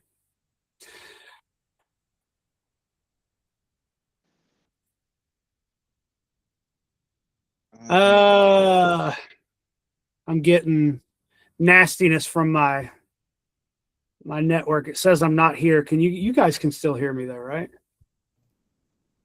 And still see my screen and stuff? Man, yeah, I can see you. Come on, Google. Google lost my connection. Get out of here. Love technology when it works. Hate it when it doesn't. All right. So this next one, we're going to talk about locker room etiquette and professionalism, like actually in the locker room. Respect is shown before it's earned. And before I even look at my notes and move on, let me get some caffeine. I am not sick and tired, but I hear often some of the young cats. Oh man, the vets don't respect the younger generation. We're people too, and I'm not going to be talked to like that, and things of that nature. And I get it. I do. I do. Nobody wants to be talked down to. Nobody wants to be talked to like they're lesser than. I get that. But in order to get that respect, you've got to earn it. And the way you do that is you give respect. Again, don't hate the player, hate the game. Is that fair? Nope. Is that how it works? Yep. So you got to play the game as it's designed. Okay. And so I'm trying to give you the cheat codes. I'm trying to give you the hacks to understand. I'm trying to stack the deck in your favor because there are, again, we're people. And there are some less than quality people in professional wrestling. If you're catching my drift, right? There are some people that you do not want to be around. There are some people that have less morals than you. Like, I get it, but we still have to work with everybody and we still have to be, professional, okay? Respect is shown before it's earned. And again, this ties back to what we were talking about in section 1 about people's perception of you and your reputation. Because if the perception of your reputation is that you're respectful, more doors will open for you than without. Fake it till you make it. And I know that's going to sound bad, and somebody's going to take a soundbite of that and be like, oh, coach is a son of a bitch because he was telling us to fake respect. And I'm not. But I'm just telling you is that nobody can stop you from thinking what you think. If you think somebody's an idiot, in your mind, they're an idiot. But nobody is going to know you think that until it comes out your mouth and you tell somebody. There are a lot of people in professional wrestling, pardon the expression, that are fucking stupid. Just point blank. There's a lot of them. But I will never tell somebody that they are. Seriously, like maybe if we're doing crew, maybe I'll joke with you and be like, what the hell, man? I've done that a couple of times just to like have fun. But I will never tell somebody in all seriousness that they're fucking stupid, right? Or that you're an idiot, burn your boots, whatever, right? Because that's just not me. That's not going to get the best out of somebody. Then now what does that do to my reputation? Okay. So the way that you can show respect when you show up and build a positive perception of your reputation. When you show up early. Be there before you're supposed to be there. We did a show in Durham one time. I don't remember the exacts, but let's say call time was 1 p.m. just for shits and giggles. Shannon Moore was one of the names on the show. Shannon Moore was there at 12:15. He was there before any of the local, well, technically Durham is kind of local to Shannon, but what I mean by that is the normal, like independent guys. He was there before any of them. And some of those guys are pretty early, and he still beat them. But what he did by showing up early was he took something off of the promoter's plate. The promoter did not have to say, hey, where's wrestler A? Hey, where's wrestler B? Because you were there. They knew you were there. One less thing they got to worry about. You became a problem solver, right? Not a problem creator. When you show up and you show up early, introduce yourself. Now, that should be common sense. You hear about it all the time, but you'd be surprised the number of people that do not introduce themselves when they show up. I told a story for an interview not too long ago. Anybody that's worked for AML, kind of front of the house, meaning where the ring and the tickets are, Tracy's like running around and making sure that tickets are good and seats are good and everything like that. He entrusts me with the production side of it, the ring, the stage, the lights, all that other stuff. And so usually I'm the point of contact when they're like, hey, you want to come help set up the ring? Hey, reach out to coach. So I deal with those folks a lot. Had a guy hit me up, found out what time, all that good stuff. Yeah, I'll be there, do anything, whatever. Came in, introduced himself to everybody but me. He'd talk to me on Facebook, Messenger, DMs, whatever it was. Didn't come up and introduce himself. Did not offer to shake my hand, look me in the eye, nothing. Everybody else got it. He helped pull stuff off the truck. He helped pull the boards in. He was doing all the stuff, right?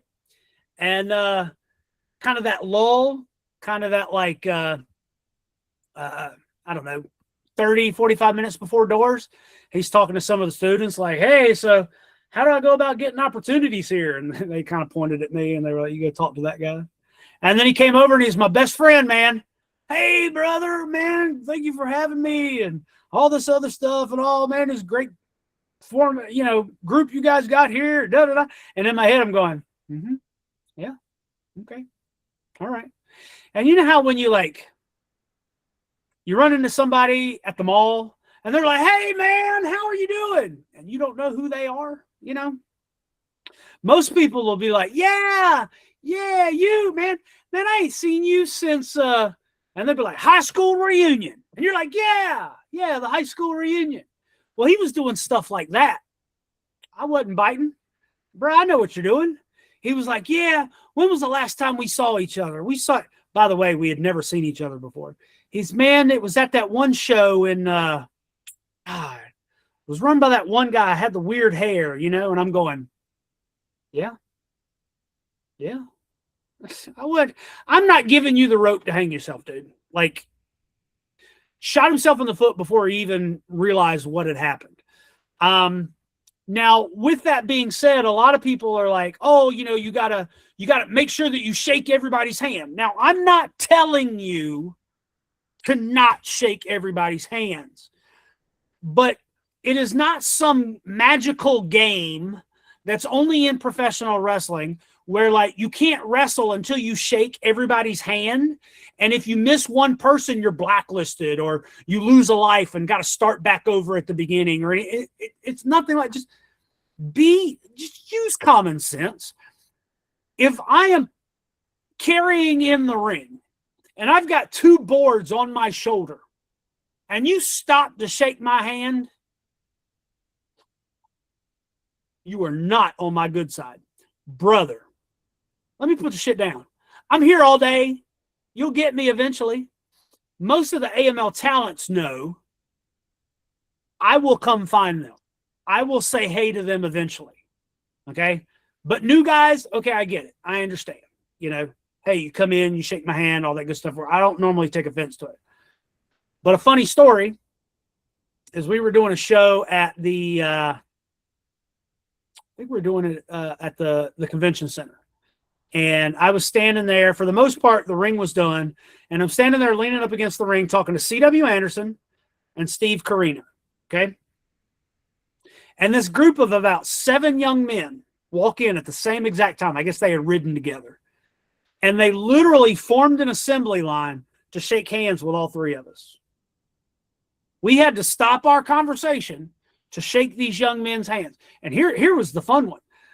Steve is here. C-Dub's here. The last guy in the line shook Steve's hand, bypassed me, shook C-Dub's hand, and walked off. And C-Dub and Steve both looked at me and they're like, well, he ain't getting booked. I started laughing. I was like, I don't care. Whatever. But it's instances like that. I've been in a locker room where it was 20 guys and this young lady comes in and she shakes everybody's hand except C.W. Anderson. Now, I've known C-Dub for a long time. I consider him a friend of mine, and I understand some of the things he does to intimidate people is a little bit of an act. He'd probably kick my ass if he heard me say that, but it is. Because it's the thing of pro wrestling, right? This is what he presents in front of an audience. That's how he has to be, this and that. But he was like, oh, so just fuck me, huh? And made this young lady so paranoid that she had forgotten to shake his hand and this and that and everything like that. He was having fun with it, right? It was a rib tour. It was paying your dues, learning how it works. As long as you get to folks, fist bump, hug, shake their hand, whatever the case may be, you just have to acknowledge them, greet them, let them know who you are. I'm going to give you this little tidbit. Please write this one down. I had to learn this one the hard way. I stopped a long time ago from saying, hey, nice to meet you. Or, hey, good to see you again. Nope. I don't do that shit no more. And the reason I don't do that is because I've said, hey, nice to meet you. And the guy's like, hey, we met last month at whatever. Ugh. Or, hey, good to see you again. We've never met. Right? Because you meet and interact with a lot of people. So now I will meet somebody or I'll introduce myself and I'm like, hey, good to see you. That's it. I leave it there, right? Give them the perception that if we've met before, I remember them. We've never met before, it was nice to meet you. But the words that I say does not denote one way or the other. I am protecting my reputation and the perception of my reputation. Okay, I had to learn that one the hard way. So that's a good one. That alone is worth $5 to my PayPal, by the way. So you guys can send it PayPal, Venmo, Cash App, whichever you prefer. And then do your best to try to learn the people's names. Some people will introduce themselves by their shoot names. We just had Flip Gordon last couple weeks ago for AML. And when I first met him, his first match at Ring of Honor, he introduced himself with a shoot name. And I didn't put two and two together until like he came out for his match. And I was like, oh, that was Flip. Because he had kind of become one of those that went viral with this video clip and everything like that. And I was like, oh, okay. I know C.W. Anderson's shoot name. I'm not going to call him that. Right? So everybody's a little different. So you want to try and learn what they prefer to be called. Like on the independents, it's really hard. Like you're not going to walk up in the locker room and be like, hey, what's up, man? I'm Angel of Death. No, I'm fucking Mike from Seattle. Like, you know, like, but if your wrestling name is a real name, like just introduce yourself. Hey, Matt, Travis, you know, whatever. But just try to learn people's names.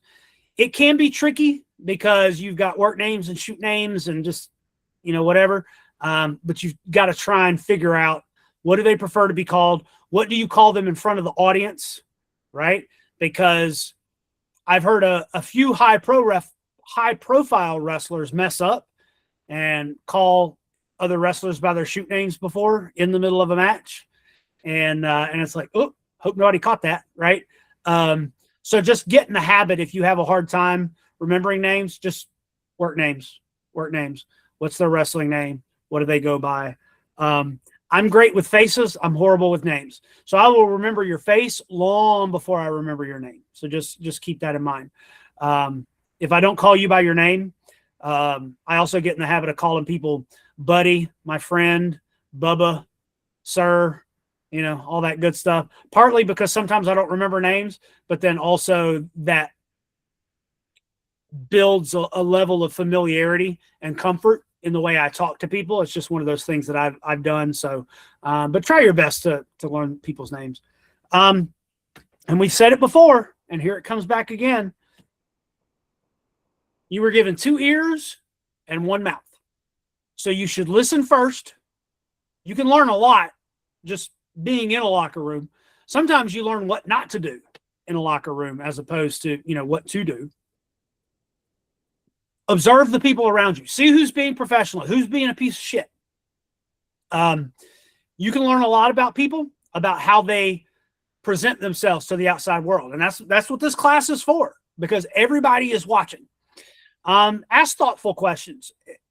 I hate when there is a name or a high-level talent in an independent pro wrestling locker room, and I'll ask that talent at the end of the night, hey, man, did anybody ask you to watch their match? Or did anybody ask for any advice? Or whatever the case may be. And usually the answer is no. Usually they're like, oh, well, they asked to take a photo or asked me to sign this thing or whatever the case may be. Mark type stuff. But if you ever get a chance to ask them questions, ask thoughtful questions. Don't be like, hey, do you have any advice for me? We'll get into this when we get to communication, but like, I hate that question. Yeah, I got some advice. That's it. I answered your question, right? So ask, you know, specifics, right? And try not to dominate conversations. There's a hierarchy. If you understand that you're the low man on the totem pole, Don't try to jump in and talk about this wild threesome you had with the double mint twins the night before and some high profile Tokyo, whatever, like, no. What's the old saying? It's better to be thought a fool than to open your mouth and remove all doubt.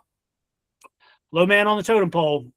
You should be following that advice. And respect. Just respect folks. Respect their time. Respect their space. Respect their value. The veterans, the coaches and the trainers, the referees, the commentators, production, ring crew, photographers, fans, like everybody. Now, if you're a heel and you're in front of the curtain, you can be a heel and you can get heel heat while still respecting everybody. I was a ring announcer for a group a couple hours south of here, and I was ring announcing and doing some stuff backstage. And as I'm ring announcing, this tag team comes out, and they're supposed to be heels, but they're kind of like being goofy and funny. And one of their shticks is to mess with the ring announcer.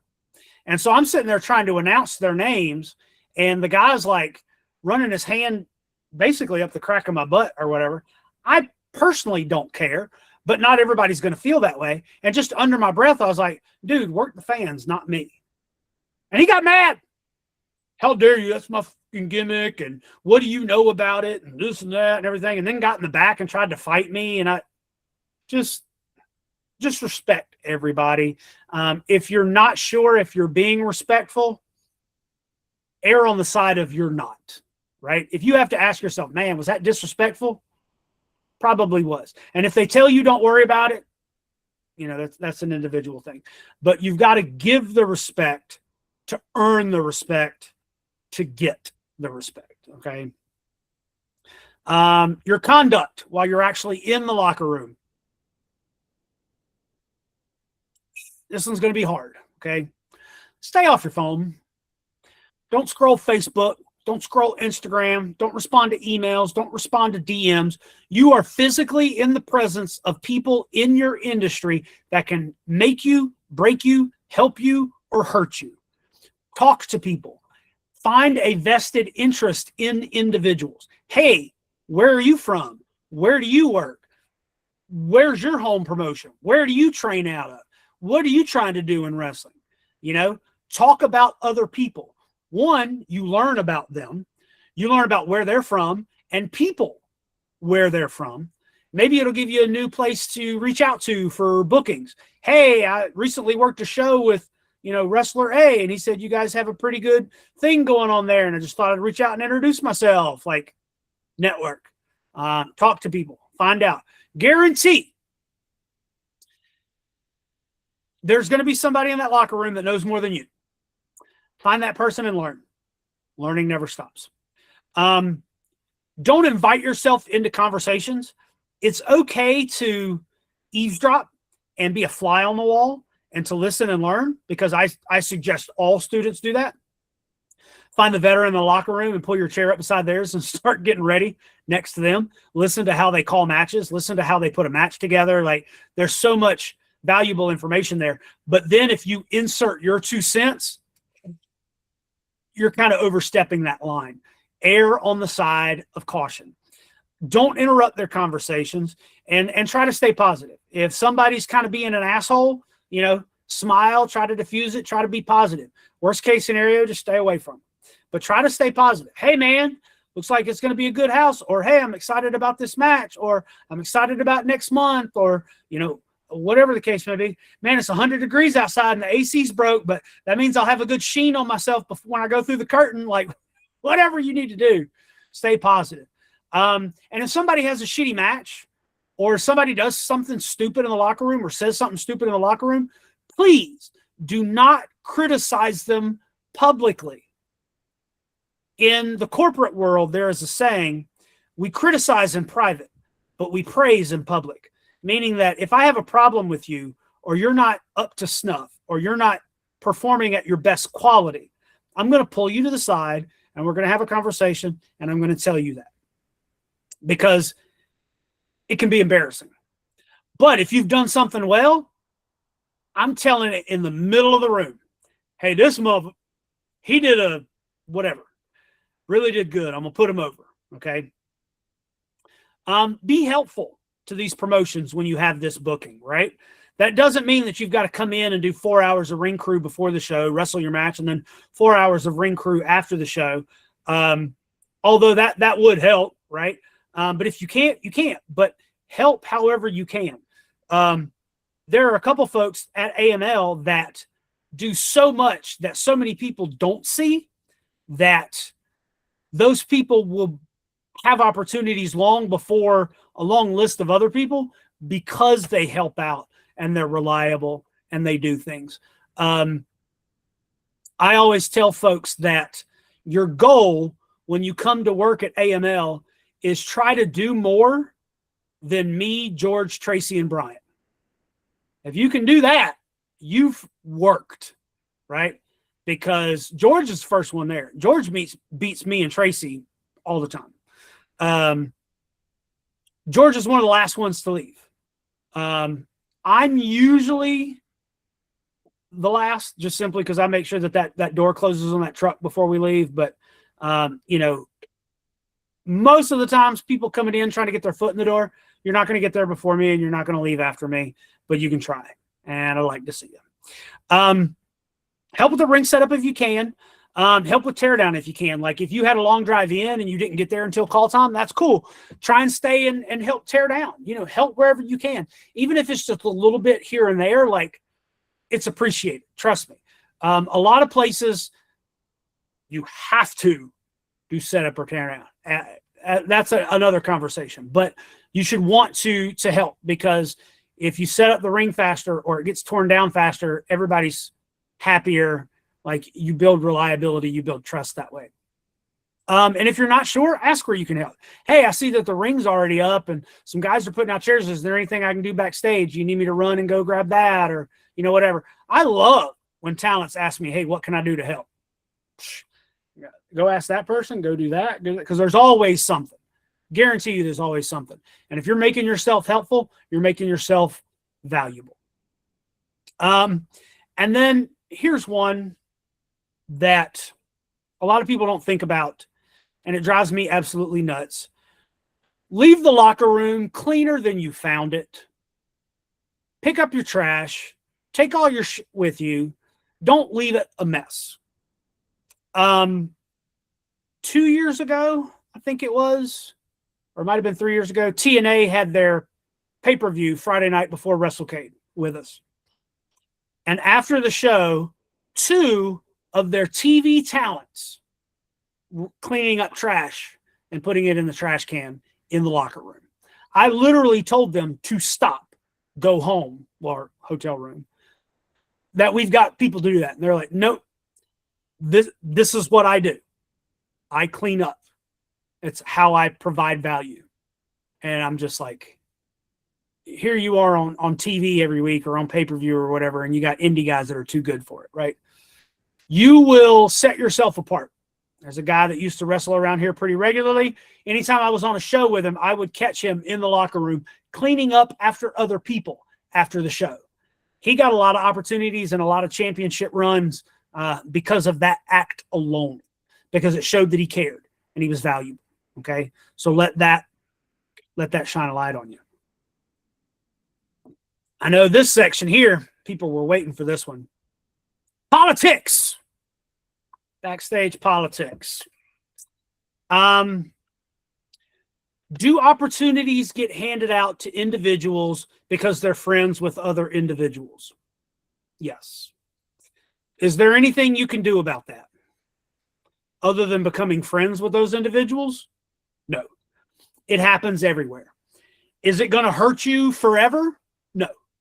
Is it going to benefit you forever? No. Is it something you're going to have to deal with forever? Yeah, unfortunately. That's how it works. I said it at the top of the class, it is a relationship business. Relationships. Build those relationships. Your backstage politics can be helped if you stay out of gossip. If there is drama or gossip, don't pick a side. Be non-committal. Walk away from it. Because if you pick a side, guess what you've just done? You've alienated the other side. Do you know which side to pick? Who was right? Who was wrong? You don't. Who can do more for your career? Who can hurt your career? You don't know. So just don't. Now, I know and understand this is easier said than done. I do. But I'm telling you, this will help your career a whole lot more than anything else. Don't pick sides. Stay out of gossip. Don't repeat conversations. I heard so-and-so tell so-and-so XYZ. Just don't do it. People do it because if I tell, it'll make me look important. It'll make me look like I'm in the know. It'll make my candle burn brighter. It really doesn't, because the person you're telling has a perception of you that you can't be trusted and you can't keep a secret. And this industry is based on secrets, right? Because of the nature of what we do. And if you don't become known for drama, then the politics are a lot less, because a lot of times the politics can be, most of the people that are politicking, meaning, hey, don't book John and Jesse because they're horrible human beings, right? That says more about the person that's politicking than it does about John and Jesse, right? But if you've built a positive reputation and the perception of who you are as a person and the value that you bring and your reliability is positive, politics can't touch you, because that promoter knows who you are. So when they start hearing those politicking, hey, I don't think Xavier should be the champion. I think you should drop that title to me because, he was late that one time. Bro, you're late all the time. Shut the fuck up. So just don't get involved in it. It can be hard, and you can feel that other people are doing it, so I need to do it as well. Success is a marathon, not a sprint.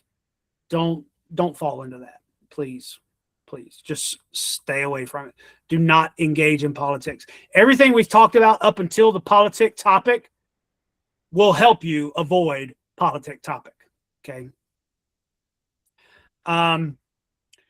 In the end, though, you want to be the kind of person that, when you walk through the door, people are like, hey, I'm glad you're here. Not the person that's like, oh man, cool. All right. Professionalism, though, we talked about what you need to do before you get the booking, what you can do to get the opportunity in the booking. And then once you've got the booking, you're actually in the building, and what can you do once you're there? So the next thing is okay, once the booking is over and I leave the venue, then what happens? Your communication, right? Communication happens before, during, and after. And how you communicate determines how seriously you're taken. So we've been running a little over an hour and a half. We're over halfway through here. I've only got a couple more sections. Does anybody need to take a break? Anybody have any questions, any concerns, anything like that?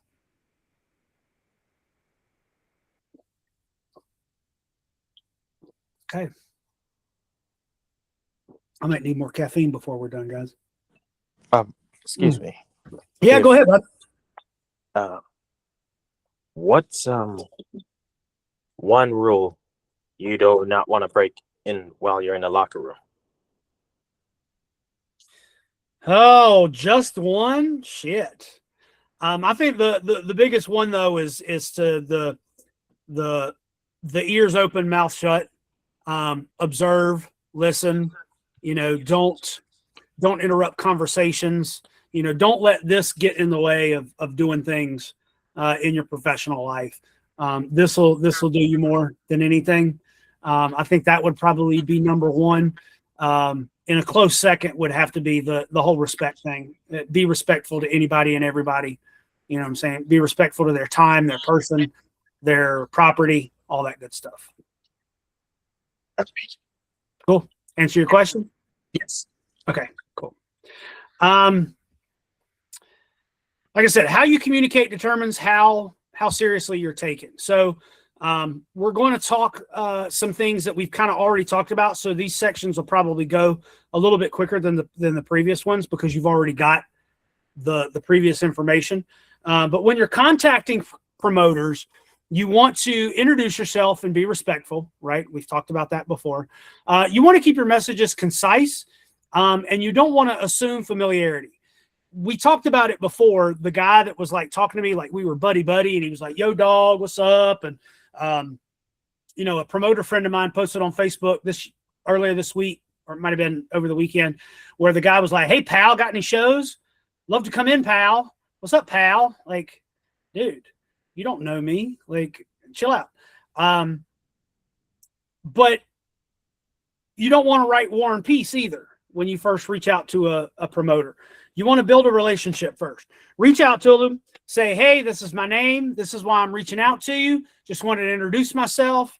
You know, love to work for your like do homework on the promotion before you message them."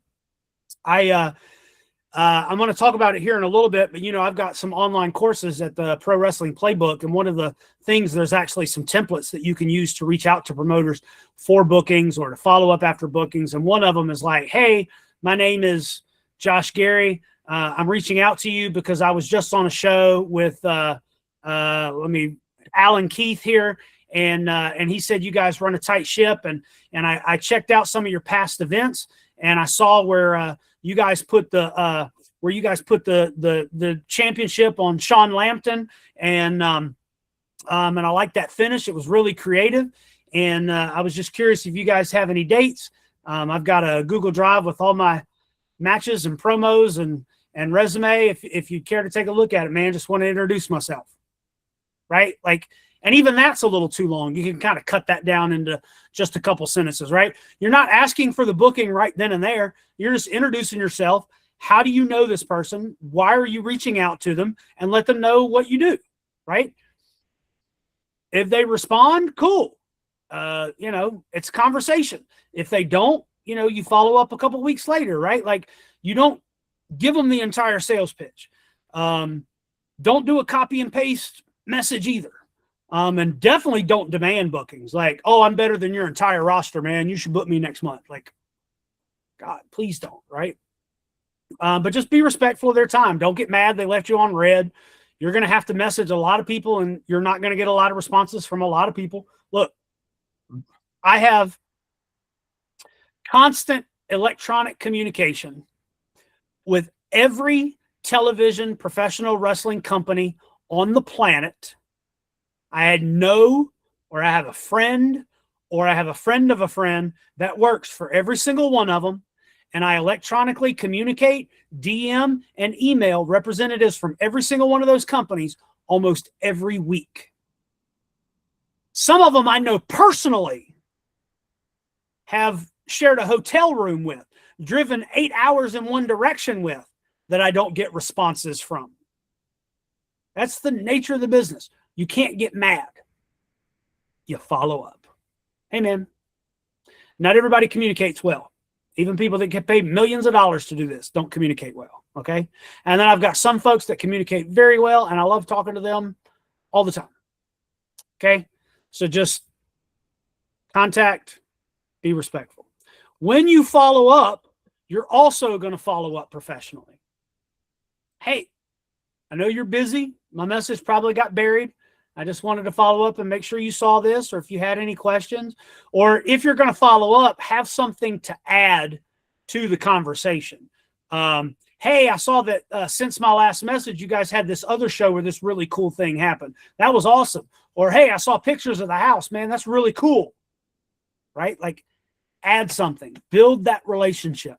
Don't ask for the business right offhand. And please, for the love of God, don't spam people. "Hey, man, I know I messaged you yesterday, just following up. Hey, man, I followed up with you 2 days ago. Haven't heard anything. Hey, what's up, man? Got any more than booking?" Like, that's a quick way to end up in the trash file. Nope. Never book again. Okay. Respect people's time. Understand that everybody is a human and everybody has things outside of wrestling. Shoot job, family, friends, hobbies, things of that nature. Some people all they have is wrestling. Some people don't. Some people, wrestling is a side hustle or a hobby. Some people, I'm not going to stop until this becomes my full-time $1 million job. Not everybody's up at 3 o'clock in the morning to answer your freaking DMs. Be respectful of their time. Some people don't have do not disturb set on their phone, so their phone's going to go off when you ding them at 2 o'clock in the morning. Now you're on their shit list because you dinged them at 2 o'clock in the morning when they're trying to sleep, right? So just be respectful of that. Hey, 7 o'clock, 8 o'clock, 9 o'clock. All right, cool. You know, like I'm an old man, so I'm usually in bed by 10:30 every night. And you message me between 10, 11, and 12. Hell, I probably don't see it until 6 o'clock the next morning. And so I'm up doing my protein, watching ridiculousness, getting ready to work out. And I see your message. I might respond then. I know you're not going to get it because you sent it to me 6 hours ago. You're probably asleep now, but I'll send it to you. You know, just got to be respectful of people's time. Grammar matters. Perception is reality. If you send me a message and I need a friggin' Captain Crunch decoder ring to figure out what the fuck you're saying, chances are you're not going to be high on my list of people to contact. Okay. If you do the voice to text, check that MFer before you hit send. Make sure it makes sense. And here's the thing, man. Look, if you use AI, I ain't mad at you. I ain't mad at you at all. But if your grammar sucks, run that through an AI tool, please. Be like, hey, I'm trying to send this message to Josh Gerry. Can you correct my grammar and my syntax, please? Copy and paste, boom. It'll take your words and it'll clean it up and make it look nicer. Send that to me. Okay? Don't be like, can you write Josh Gerry a message? Because I can tell. I work in IT. I know when those AI crafted friggin' emails come in. I know. Okay? So just be careful with your grammar. Tone matters. If you're talking to somebody through a voice, right? Facebook Messenger does voice, or if you're leaving a voicemail, if you're old like me and you still listen to voicemail, or whatever the case may be, tone matters. I'm taking a class to do something sort of related, but it talks about communication. And it says that roughly 67% of how we communicate is body language and facial expressions. 25% is tone. And then like only 7% are actually the words that we use. So if you're texting, email, DM, whatever the case may be, please understand that your message might be construed. A lot of people are like, Josh, why do you use a lot of emojis when you type on social media and do DMs and stuff like that? Because you cannot understand tone in my text. So I add emojis to try to like get you to understand the tone I'm trying to give you. Okay. Yes, I look like a 14-year-old girl texting their BFF, but you get the idea. But your tone matters. You think that you're coming across as serious, and this individual is like, oh man, this guy's being an asshole, right? So be careful with that. If you've typed something out, before you click send, proofread it, go back over it, make sure your A key didn't double tap, make sure you didn't misspell, you didn't have any wiggly red lines, like fix that stuff before you send it. A lot of times I will get a copy and paste message from somebody reaching out for bookings, and they will have forgotten to take out the other promotions letters or their name. And it'll be like, hello, Mr. Cotton Bottom Smith. I'd want to work for XYZ Wrestling. Who the fuck are they? Right? I know you just did not take your time. You are not serious. So, and think before you send these messages. Make sure that it's coming across how you want it to. If you're going to send it out, and it's super important, if you are topical, if you're emailing the NWA to be on their Into the Fire show, I would make sure that that thing is exactly how you want it to be and that it puts you in the best light before you click send. Because I've seen several of those guys posting on social media, making fun of the people that are sending in the horrible versions, okay? A part of your communication is how you conduct yourself in public. Now, we're on the independent level, so it's not like we're on the red carpet or Jimmy Kimmel or any of these other shows, but your social media is online. So what you do online is a perception of who you are and your reputation out in public. So here's one. Don't argue in the comments section of things. Don't complain on products places, like in public. Like WWE puts out a video of something that you didn't agree with, and I'll see indie guys all the time comment on it and be like, well, that was a stupid booking decision. Bruh, do you not realize how that looks? That is so stupid. Oh my, why would you do that? But I see it every day. And it's people I know. And I'm just like, all right, bro, good job there. Don't attack promotions. You know, if they post the video, like I saw a video of a training school showing some guys doing some training thing. And while they could have been better with their mechanics, bravo on you for putting it out there publicly for people to see. I'm not going to comment publicly and say, next time you do this drill, you should do X, Y, and Z. No, because how does that make me look? It doesn't help them, and it doesn't make me look like I think it does. It makes me look like a fucking bitter, angry dude. You know, oh, that's not right. Right? Don't. Just don't.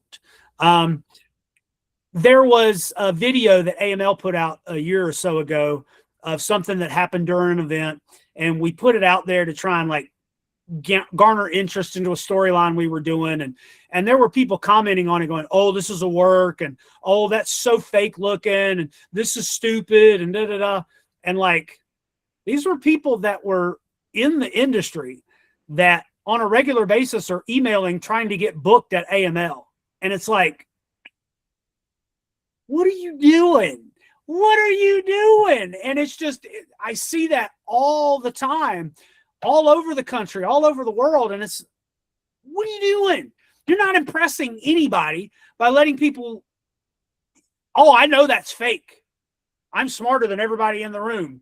No, you're not. No, you're not. Because the people that are smarter than you aren't commenting. Sorry, soapbox. All that does is that embarrasses you publicly. And it tarnishes your reputation. It damages your perception or people's perception of you.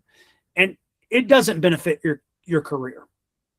And then if somebody, if you post something online, a video, a match, a promo, whatever the case may be, first of all, congratulations to you. And I mean that with all sincerity, because a large percentage of people in professional wrestling are too scared to be out there publicly and putting their stuff out there for people to see, that if you actually do it, kudos to you. You have taken a step that most people will not and cannot take.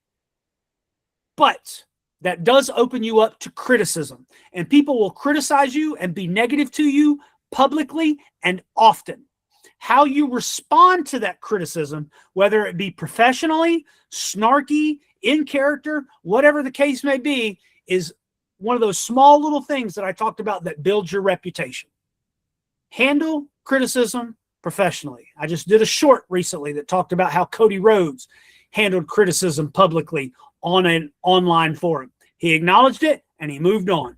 Do you think he went to bed worrying and complaining? Oh, John Smith in Oklahoma City says I suck. No, because he just looks at his bank account and goes, ha ha ha, and goes to sleep, right? On the indies, I get it. I understand it. You are putting yourself out there. You are exposing your vulnerabilities, your emotions, your mental health out there. I get it. But you have to remember that 9 times out of 10, the people that are posting negatively and criticizing what you are doing, either A, can't do it, or B, are jealous that you are doing it. Perception is reality. Reality is what you perceive. If those people feel they need to be negative of what you're doing, I'm sorry you live such a sad life that you have to knock what I'm doing that is so awesome, right? And move on. Move on. Don't engage in a comment battle back and forth. It doesn't help. Your relationships that you build through all of this, it compounds. Networking is relationship building.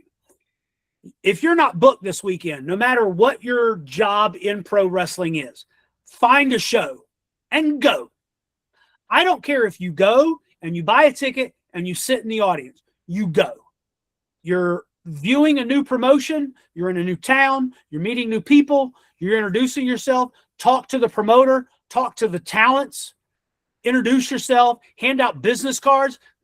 Let me tell you, young lady came to WrestleCade a couple years ago and was handing out resumes stapled on the back of her 8x10 to promoters at WrestleCade Fan Fest. To you, young lady. I got one of them. I don't know where I put it. But anyway, she was hustling. She hustled. She did what she needed to do. And she was getting her name out there. And she was building relationships. When you build relationships and when you network, stay in touch with these folks. Reach out to them every 30, 60, 90 days. Hey, just trying to touch base with you. Hadn't talked to you in a while. I reached out to a buddy of mine that just recently, within the last year, got hired on at a television company, and he's having a little bit more prominent role week after week. And I just messaged him and said, hey, man, I see what you're doing. It's cool. I'm cheering you on from afar. That's it. That's all I needed to say. Hey, I saw this cool thing you did on TV last week. Keep it up. Thumbs up, whatever. Comment on their Instagram stuff. Oh, man, that's a excellent group of commented on somebody the other day. That's an awesome officiating crew right there. Little zebra emoji, right? Like, just keep these relationships open. Keep having your name float to the top of their mind, to the top of their feed, to the top of their DMs.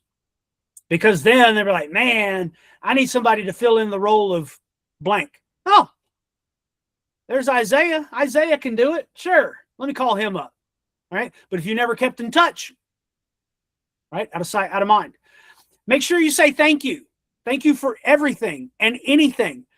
When you are leaving the venue, thank the promoter, thank the booker, thank your opponent, thank your referee, thank the production crew, thank the announcer, thank the ring crew, thank the ticket seller, thank the hot dog vendor. Thank everybody, right? Appreciate you guys. Thank you. Inside, you're basically saying, thank you for letting me live my dream and try to pursue this career. But it's, hey, thank you. I appreciate your work, because pro wrestling is a collaborative effort, and none of this happens without all of us. Okay. That one, okay. Most people do. How many of you reach out to the promoter a week, 24 to 48 hours a week, 2 weeks after the event? Reach out to the promoter and say, thank you again for the booking. Thank you again for the opportunity. I enjoyed my time, whatever the case may be. Honestly, how many of you, little emoji, little wave thing, little thumb up thing, how many of you guys actually do that? Cool. How many of you guys are going to start doing that now? Because you think that's going to help you stand out from all the 20, 25 other people that were on that card? Okay. Okay. Let's take it a step further. Handwritten thank you notes. God, coach, that's a lot of work just to say thank you. Oh, it is. But what is that work going towards? Building your reputation. Okay. Always be appreciative of the opportunities. Let people know that you appreciate the opportunity. Not just when you get a Ring of Honor tryout camp or you get a dark match at TNA or anything like that. Like anybody and everybody. Hey, I appreciate the opportunity. Hopefully I gave you what you were looking for and more. Hopefully I can come back in the future. Hey, I'll hit you up about some future dates, whatever. Right. But be positive about it. Be appreciative about it. Okay. If we were having a conversation about how you are as a professional, and I was like, okay, Juwan, show me the last 10 messages that you had with Alan. And I would tell you what my impression of Alan would be. Or I could say, hey, Alan, let me show you the last 10 messages that I got from Sean. And you tell me what your impression is of him, right? Think about that when you're messaging somebody. What kind of relationship are you building? What kind of a reputation are you building? That's just kind of a self-reflection for you guys. Everything we've discussed so far leads to one thing, okay? And that's protecting your long-term future, your long-term your long-term career, Okay. So our next section is protecting your career. Okay. Build the career you'll be proud of years from now, 5 years, 10 years, whatever the case may be. You have to think beyond just this weekend. Oh man, I'll have a booking on Saturday, man. So you start sending out all these messages to try and get a booking for this weekend. But you've also got a whole 2 weeks from now that you weren't trying to fill, right? If you do all the things that we've talked about and you're a solid talent in the ring, then your long-term career will be a little bit better. You want to think years, not weekends, and everything that you do compounds. When you're first starting out, your first 6 months, 12 months in this industry, it's hard to get one booking. And then you get 1 or 2 bookings. And then maybe you've got 3 or 4 bookings. And then you've got 1 booking every weekend. And then next thing you know, you've got 1 booking every weekend. Some weekends you've got 2. And then eventually you get to the point where you're booked 3 times every weekend and maybe 1 during the week. Like it all builds. So when you're not booked, doing some of these things at places that you're not booked, providing value, showing that you're reliable, building those relationships will help fill in the calendar later on. Okay. But you've got to think about protecting your body, especially if you're an in-ring talent, like a wrestler or a referee. You have to think less if you're a referee than you are a wrestler, and you have to think less as a manager or a valet than a referee. Commentators and ring announcers, you've got to think about it. The ring announcer has to get into the ring. Commentators sitting still for 3 hours, right? I've been there, done that job. The show's over and you got to stand up and your knees and your hips are like, what?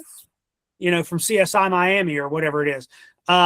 So you have to make sure that you're taking care of yourself, right? You got to make sure that you're recovering correctly. You're getting the proper sleep. You're doing your nutrition and your fitness and your injury prevention and everything like that. Adding on top of your social media and your communication with promoters and travel to the shows and the actual matches on the shows. Like, it's a lot. I get it. So don't feel that just because you're not actively wrestling this weekend that you're failing. Right? Maybe you just need to recover. Maybe you just need to relax, rest. You protect your body. None of that is new. We're not going to go into detail about that. Recovery, massage, heat, cold, all that good stuff. Dialing in your nutrition. Make sure you've got your macros, hitting your cardio, all that stuff. But you've got to protect your reputation as well. Avoiding unnecessary drama. We talked about don't burning your bridges. Staying dependable, providing value. Honor your commitments. Do what you say what you're going to do. That goes hand in hand with protecting your body. Protect your reputation, okay? And then while you're doing all of that, you're continuing to learn, right? The 2 ears and 1 mouth thing, if you've never heard that before, now you have. It's not going to be new information next time you hear it, so you can pick up some of the other things that are happening during that conversation. You're always going to learn. Always continue to learn. Always be coachable. Read stuff, study old wrestling. Anybody here watching LFG?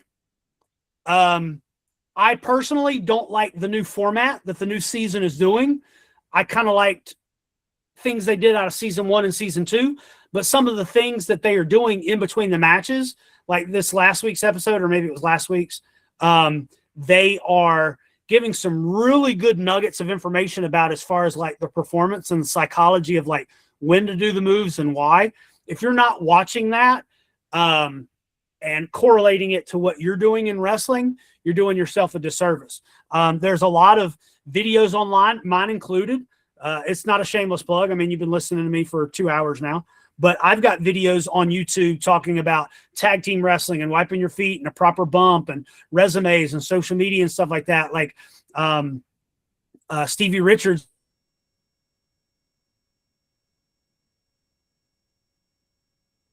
All kinds of videos out there that you can watch and get that kind of behind the scenes thing, how to get better at your craft. Study those things. Go to seminars, ask questions. If you feel that you have become the big fish in the little pond at your current training school, go to another training school. If your current training school gets mad at that, that's a them problem, not a you problem. Hey, look, be upfront about it. Hey, I think I've plateaued here. I want to try and spread my wings and go somewhere else. Still come back every once in a while. That goes hand in hand with not burning the bridges. Leave every place better than you found it. Help others. If you see somebody that's not doing too well, they're making mistakes or they're getting in their own way, pull them aside and be like, hey man, I was in that same spot and this is what helped me grow. Be remembered positively. Maya Angelou said years ago, people will forget what you said, but they'll never forget how you made them feel. And no pun intended, I felt that. And so anytime I interact with somebody, that's how I try to interact with people. I want people to leave a conversation with me feeling that I genuinely care for their success and I want to see them be the best that they can be in a positive light. That's how I look at things. That's how I try to move forward and try to help people. Okay. Add value wherever you go. Add value to your training school, add value to your booking, to your match, to your promotion, whatever the case may be. Be more than just a body. Be more than just a number. Think about what kind of habits you're building that are going to help your future success. What you're doing now, is that going to help you get to the next level? What you're doing now, is that going to help you achieve your goal that you've set? Short-term, medium-term, long-term goal, whatever the case may be. Is that helping you to get there? Today, one of the biggest parts of building your reputation exists online. We talked about habits and your reputation and the perception of it and everything like that. And that leads me to my last section, social media. Social media is a part of your reputation, whether you like it or not. Whether you like social media or not, if you are in the professional wrestling industry, unfortunately, social media is part of your reputation. Your social media is often your first impression to anybody and everybody in this industry. We talked about it earlier. Now, I'm not going to go in super depth in social media.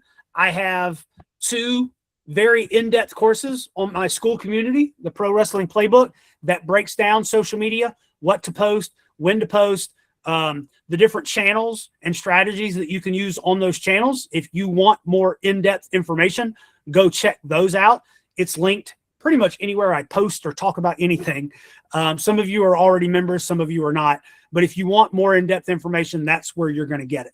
This is going to be more of an overview and using perception and your reputation and your professionalism in social media. We're going to talk about how social media either supports or damages your professional image. Your social media is often your first impression. I tell people social media is your ever-evolving business card, or to use an archaic term, it is your window dressing. There's the old saying where you're going window shopping, because some of you young folks might not get this, but shops used to be lined up and you would go through and they would have a display in the window to try and draw the customers into the shop. And sometimes you would just go and, oh, look, they've got a new dress, or, ooh, they've got a new toy, or whatever. It was kind of the advertising to the outside world. Hey, here's what's in this shop. That's what social media is for you. I recently did a post where I was, a couple days later, I did it, where it was like a carousel talking about announcers, things that they need to do and keep in mind when they're doing their job. And I was looking for photos of independent ring announcers to put onto that carousel to kind of highlight some of the ring announcers that are doing really well. And I had a really hard time finding ring announcer social media content. And I put a thing out. I was like, hey, guys, think about it. If somebody were to land on your social media page, what's the impression they're going to get of you? That you are involved in professional wrestling? And if so, in what capacity? And are you good at it? Okay. So at the end of this, you guys should probably take an audit of your social media and just kind of say, hey, how does this look to the outside world? If somebody were to land on my social media, what's the first impression they would have of me? The reality is everybody looks at your social media. Hey, I saw this match featuring these 2 wrestlers that I really liked. I'm going to go on social media and I'm going to follow them. Right? So I can stay up to date with where they're going to be and what they're going to do, or women's wrestling has a pervert culture, right? Where they like to see them half naked and, and all that stuff, and call them baby and sweetie and grope them at meet and greets and stuff, whatever. So like a lot of female wrestlers will post bikini pictures and workout photos and stuff like that to try and garner the engagement. Male talents will try to do like, that viral flippy move that I did in that match and or Richard Holliday's been doing some really good entertaining stuff on his, the veteran Jack Vaughn with the thigh slap comedy content, right? It's bringing eyes and attention on their wrestling.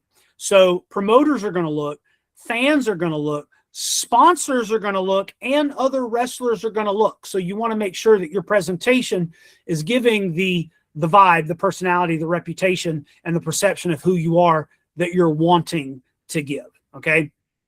Your page, what it says about you, be careful, right? So when you have photos, you want to make sure that a majority of your photos are professional shots. A professional ringside photographer, promo photos, not, hey, I took it at cousin Jim Bob's with a white sheet in the background on a flip phone, or, Grandma Isley took it from the 4th row at the National Guard Armory and it's all fuzzy and stuff. Like, you're going to have those photos on there, but you want to make sure that the ones that pop, the ones that are pinned, the ones that are featured, the ones that are at the top, your cover, your profile, super sharp, professional, make you look the best that you can.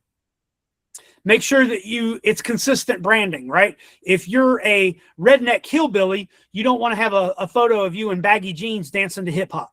It doesn't fit. If you're a goth monster character and then there's a photo of you dressed in pink playing with your 2-year-old daughter, right? Your branding isn't really like matching up. So you have to ask yourself, like we said at the beginning, your personal individual persona or your in-ring work persona. Me personally, my work and my real persona are so similar that nobody can really tell. So I can really kind of post whatever. If you've got a little bit more of a niche or a niche gimmick, you might be limiting yourself. So you have to make sure that it's a cohesive thing coming forward. Make sure it's appropriate content, right? You don't want to alienate people by posting anything that might be construed political, religious, racist, sexist, whatever the case may be. That may be the way you feel, but that may not be the way that promoters, fans, and sponsors feel. And so you want to make sure that you're not alienating anybody. Again, you can be right or you can be happy. You can die on that hill and be like, Blue Lives Matter, Black Lives Matter, Republicans rule, Democrats are awesome, whatever the case may be.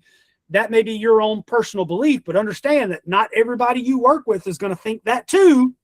And you may alienate some people, or you may make it difficult for them to work with you. So be careful that what you're putting out there, and make sure that you've got respectful interactions. Show people respect. Deal with criticism professionally. Don't fly off the handle and be like, oh, you're stupid, you don't know what you're talking about. We've already given a couple of examples there. And just like we talked about trying to get bookings, and while you're in the locker room, you want to avoid constant negativity, public arguments, either in post or in the comments, oversharing, right? Like, hey, I went to go pick up my baby mama's X-Lax because she's having bowel problems, and man, that bathroom really stinks, so I got to use the downstairs one. And when I went to go wipe my butt, found out I had hemorrhoids, and it's like, that's way too much information, man. I don't need to hear that, right? Hey, I'm in the gym training for my next match on Saturday, and it's a picture of you in the ring sweating. Okay, that's appropriate, okay? You want to make sure that you're not looking unprofessional in some of these things, right? Like, hey, I started a GoFundMe because my car broke down. Okay, that doesn't make you look like I don't want to be a fan of somebody that can't even drive to the friggin' wrestling. You know what I'm saying? Like, so just be mindful of what you're posting. And you always want to keep improving, right? Like, there's a young man that's been asking a lot of social media questions in my school community about what to post and when do you post and how do you do the description and this and that. You're constantly going to learn. You've got to learn marketing and branding and communication, and how do I maximize this social media channel, and how do I get reach and discoverability? Like, my courses will teach you this stuff, but it's not an end all be all. You're going to be a social media whiz afterwards. There's still a lot of trial and error, man. If you were to go back and look at my social media 10, 15 years ago, you guys would be, Captain Picard head face palm, like, coach, really? What were you thinking? But I had to learn, and I learned, and I figured out what worked and what didn't. And so now the things that I put out, it's 90 to 95% of it is zeroed in on what I'm trying to do professionally. Every once in a while, that 5 and 10%, you'll see something personal, but mostly it's wrestling related or me trying to do something positive or encouraging as a coach character, right? So you want to make sure that all of that is lined up. So like I said, I go into more detail in the Pro Wrestling Playbook. There's a lot to it. I do break down like templates and how you optimize hashtags and descriptions for the different channels and what to pin and things like that. So if you're interested, it's totally free to join. The last slide is going to have the URL to go there if you haven't seen it before. But it's some good resources there, and I'm constantly putting new stuff on there. And we're probably going to have like a discussion that I've had here. We'll probably have another one of those. We'll probably pick back up the monthly so that we can have some more of these, like the corporate world calls them lunch and learns, but I'm not feeding you guys, so they'll just be learns, but whatever. So I want you guys to, if you're not a member, go join. It's free to join. There's no commitment, man. I've got some premium content in there. If you want to throw me a couple bucks every month, there's an option in there to help keep the high content rolling, but most of it's free because I'm just trying to help everybody here. So with that being said, that's the last section that I had. So what I want you guys to do is I want you guys to kind of think about what we've talked about perception is reality and building your reputation and the locker room etiquette and showing respect and everything like that. All of that gets talked about quite often by me, but doesn't really get talked about a lot by other people in wrestling. And so many people think that it's the wrestling and the ring and the moves and all the athleticism. And yeah, that's a part of it, but you have to think everything that you're doing to achieve your goals, are you doing it the right way? Positivity, smiling, helping other people, providing value, becoming reliable, building trust. Look, it's not sexy. It's boring. I get it. It's not flashy. It's not cool. It's not sparkly. I get that. But it works. Success is a marathon. The boring is what keeps you around. The professional, the boring, the consistency, that's what keeps you around 10, 20, 30 years. Everybody keeps asking me, Coach, man, you've been with AML for a long time. Yeah, I have. Because I do all the boring, consistent, non-flashy stuff. Every once in a while, somebody will say, man, you know, all the stuff Coach does, or Coach does more than he's recognized for, or whatever. And I'm not trying to toot my horn. I'm just saying that people see it and people recognize it. I've gotten to do some pretty cool things in wrestling because I have practiced what I'm preaching in this class. A lot of people will start doing these things and they'll get 2 or 3 months in it and they'll see somebody not doing those things and getting the opportunities they feel they need to. So they stop doing them and start doing what that other person is doing. And I try my darndest to try and talk people out of that. It's just like if you're a Star Wars fan, it's like following the seduction of the dark side. It may be faster. It may be easier. It may look more powerful, but I'm telling you, it is not the best route. Everything you do, it builds, it compounds. Little things become medium things become big things. And I'm telling you, if you take the things that we've just talked about over the last 2.5 hours, you will see results. I'm telling you. It may sound like lip service, but it's not. I want you guys to continue growing and continue learning and becoming professional. If you guys ever get stuck or you're ever not sure, reach out to me. My DMs are open. Like I said, I try to respond within 24 hours with at least some kind of answer. Don't be scared if I'm like, hey, I don't have the magic answer, but here's the short version. Or, hey, I'll talk about that in this course, or I talk about that in this video, because maybe I've talked about it a lot, because you're not the first person to ask that question. We talked about it, that wrestling is more than just the wrestling. Your character and your personality and your integrity outside of the ring will affect your opportunities inside of it, because people remember how you made them feel. And if you made them feel good and you made them feel good about you, then they'll give you more of those opportunities. It takes a while. Reputation takes years to build. But here's the thing, is that it can take you 5 years to build it up, but it can take you 5 seconds taking your foot off the gas, and it's dashed. And like I said, the student in Jay Lethal, right? He may one day realize that Jay Lethal's pretty cool, but it's not this day. You want to never stop learning, stay humble, stay coachable, invest in yourself. Where was I? But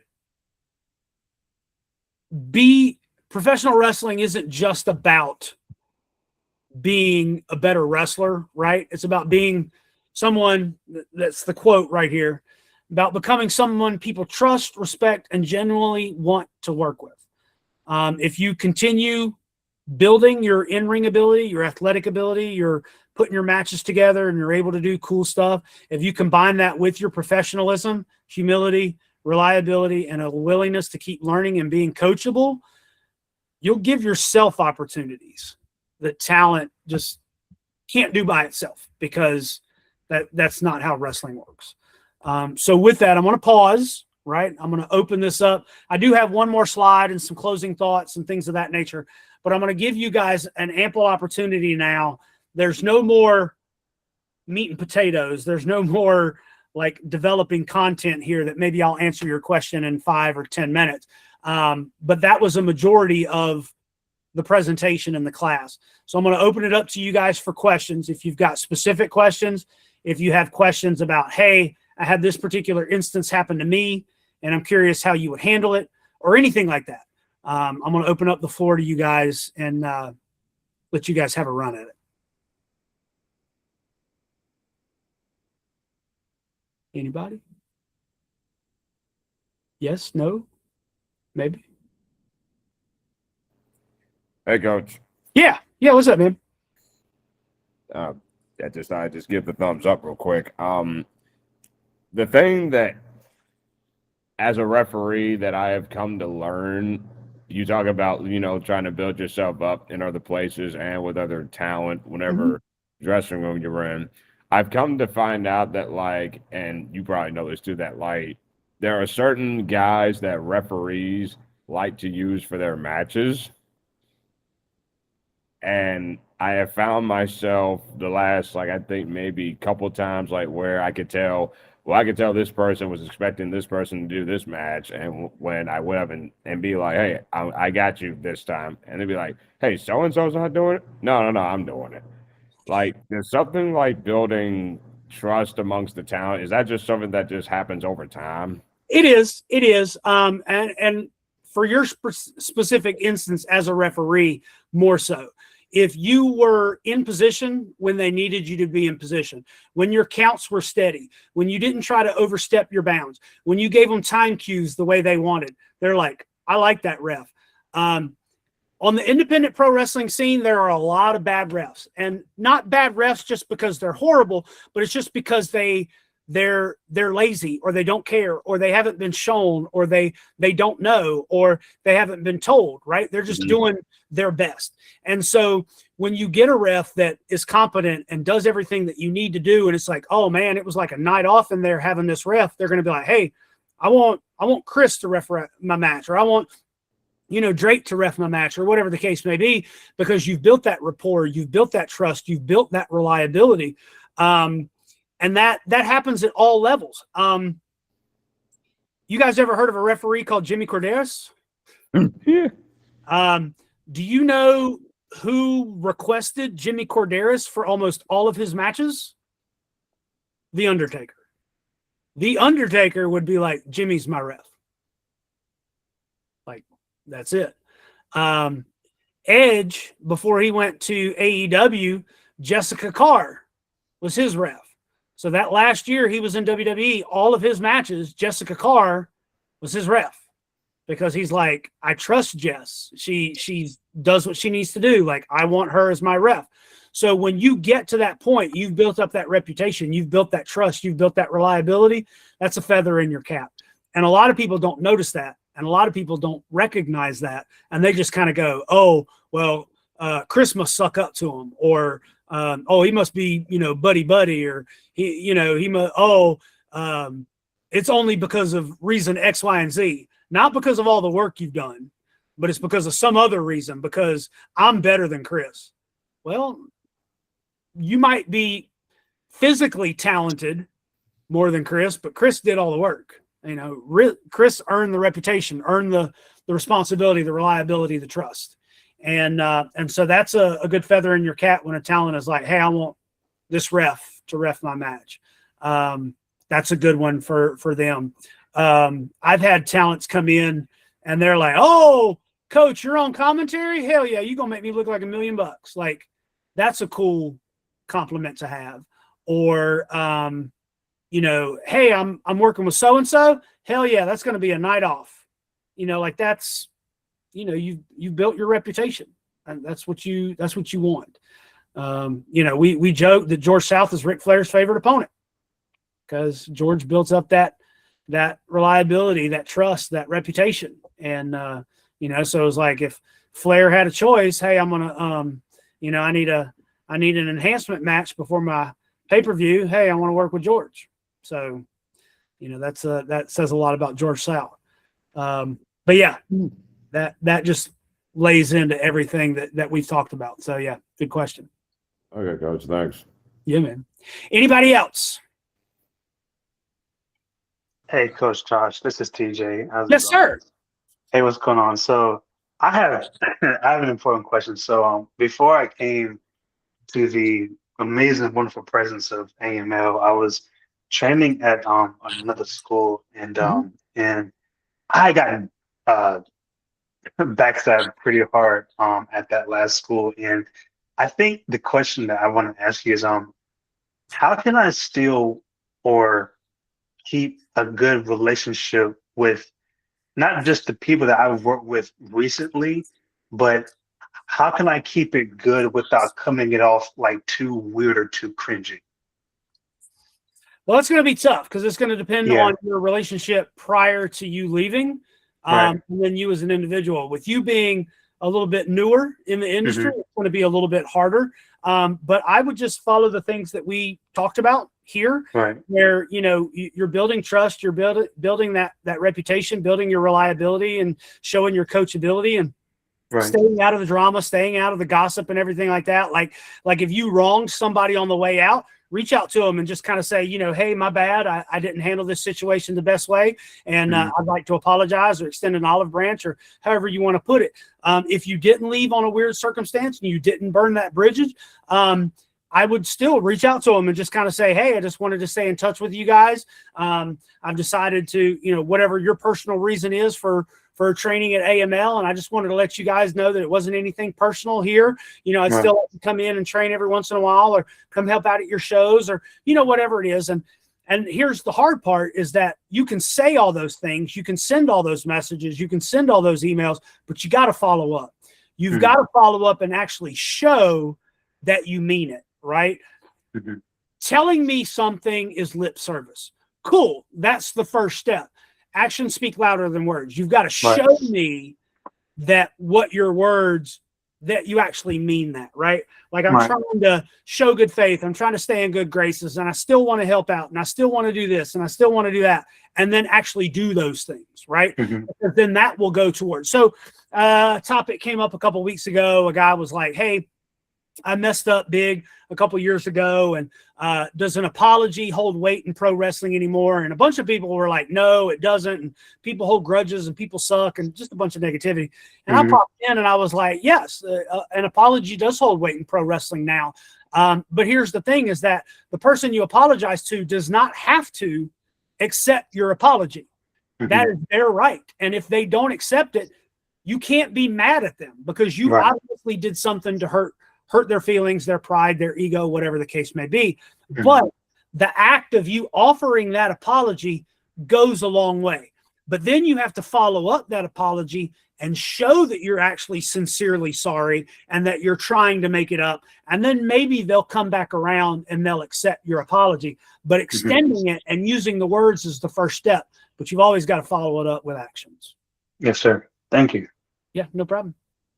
Anybody else? Okay. Now, I've done like a lot of the commentary stuff on the workshop. Mhm. I mean, so I've also been talking about special reports and everything, like updates. Mhm. So what's one thing that a commentator should do in order to keep everything in motion? Like, what I mean by that is, like, what's one thing a commentator should do when they're, talking about a wrestler and what happened in updates and everything? So for you, that answer is going to be a little bit different than somebody that's been commentating for 5-10 years and, they have steady bookings with it and everything like that. For you, you're still in that getting reps stage where you're still learning and you're trying to figure out what your voice is and how to move forward and learn the craft and still trying to get those bookings. Once you start getting those bookings, that answer will be given to you by whoever it is that you're training with, right? Like as an example, if you keep up with AML's social media, I am in a lot of like backstage things because I am the connective piece to try and get stories across. I would be like the Mean Gene. My role currently on screen with AML is kind of like Mean Gene. My job is to get the stories from the talent, be that go-between so that it breaks up what is happening, how they're feeling, moving from one spot to the next. And so I may be asked to say, hey, we want you to do a quick 90-second thing, recapping everything that happened at the last event, and we're going to drop that into the feed right before we go live. Okay, cool. You may work for a promoter, and the promoter's like, hey, I know I've got you coming in 2 weeks doing commentary. Do you mind doing a little preview video, throwing it up on YouTube so we can share it? Yeah, no problem. So then now that's on you to do the research and everything like that. So it's going to depend on what your role is at the promotion and the promotion that you're working at. They're going to have different roles and different needs that they're going to be able to fill. And it's never really going to be the same way twice because every promotion works different. I mean, you've gone to a bunch of different promotions as a fan. You can tell just by watching the product.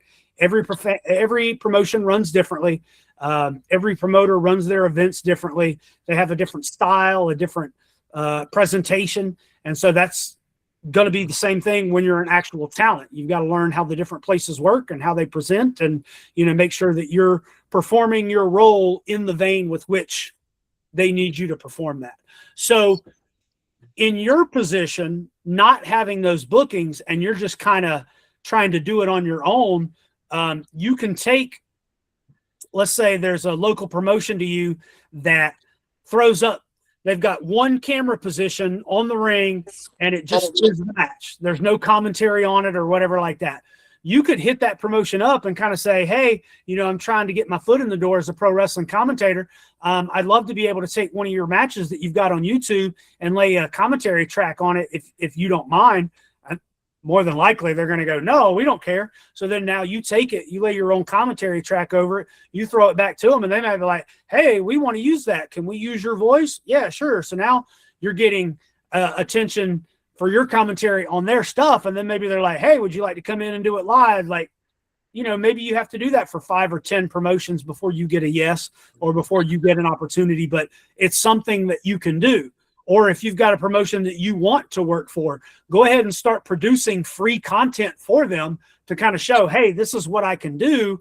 I'm doing it free of service to get more eyes on your product, to show you what I can do and this and that. Like, you got to hustle. You got to get out there. That seems cool. Okay.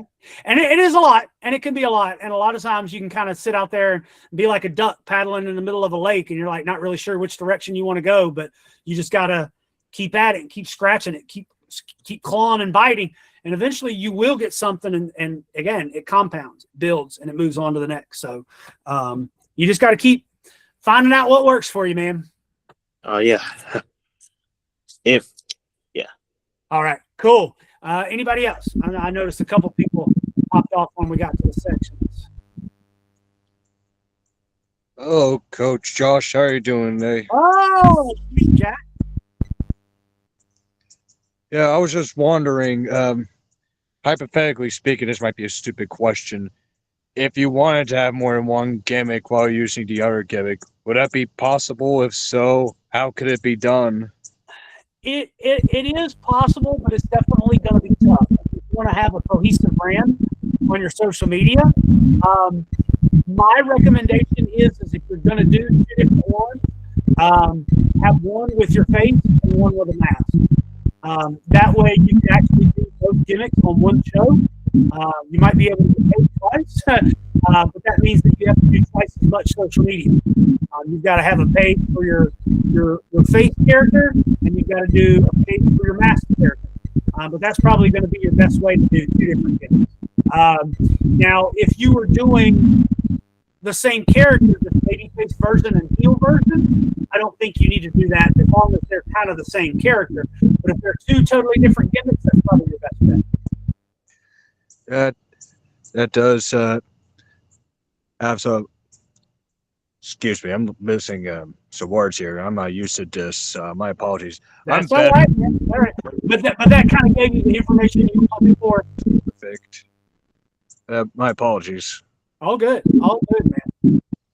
I like that the heel and face are the same, so there's not much that needs to be done on that end when it comes to that. No, because here on the independent level, you're going to be a face in this town and 30 minutes away promotion. Like that happens a lot.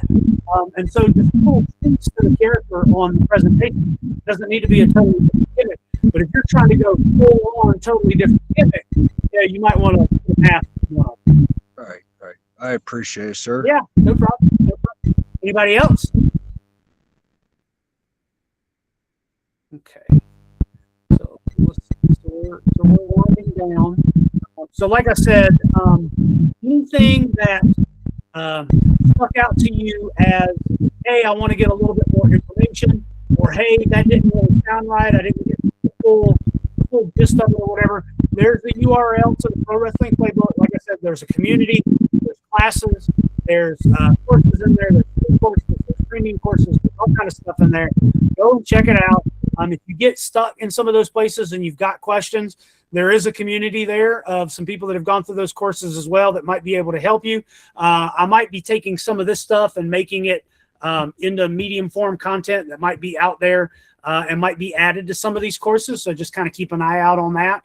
But yeah, no, that was it. I appreciate you guys you're not really been my guinea pigs, but you've kind of been guinea pigs to see how this remote class goes and the pros and cons of it. And I'm going to see how this recording goes and how the quality of it is, and if I can take it and chop it up and use it or not. But if you guys don't have anything else, I can go ahead and let you guys go about 9 minutes early here. But I appreciate you guys hanging out with me. I hope it's been helpful. I hope it's been informative. I hope you guys, got something out of it.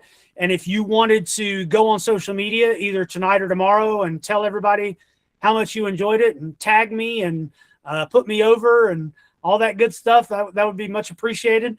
There are affiliates to the Pro Wrestling Playbook. So if you advertise, if you're a member of the playbook, there's an affiliate link that if people sign up through it and they become a premium member, you get 40% of that money every month. So it's just kind of a way to help give back and, help get the word out there, try to help as many people as possible. So it's just trying to leave wrestling better, and I found it. Okay. So you guys enjoy the rest of your evening. The storm seemed to pass by over me tonight. We didn't lose any power, which is cool. And we'll be doing in-person training this week and got some events this weekend as well. So if you're in the area, stop by, hang out. It'll be cool. But other than that, I appreciate you guys coming out, and enjoy the rest of your evening.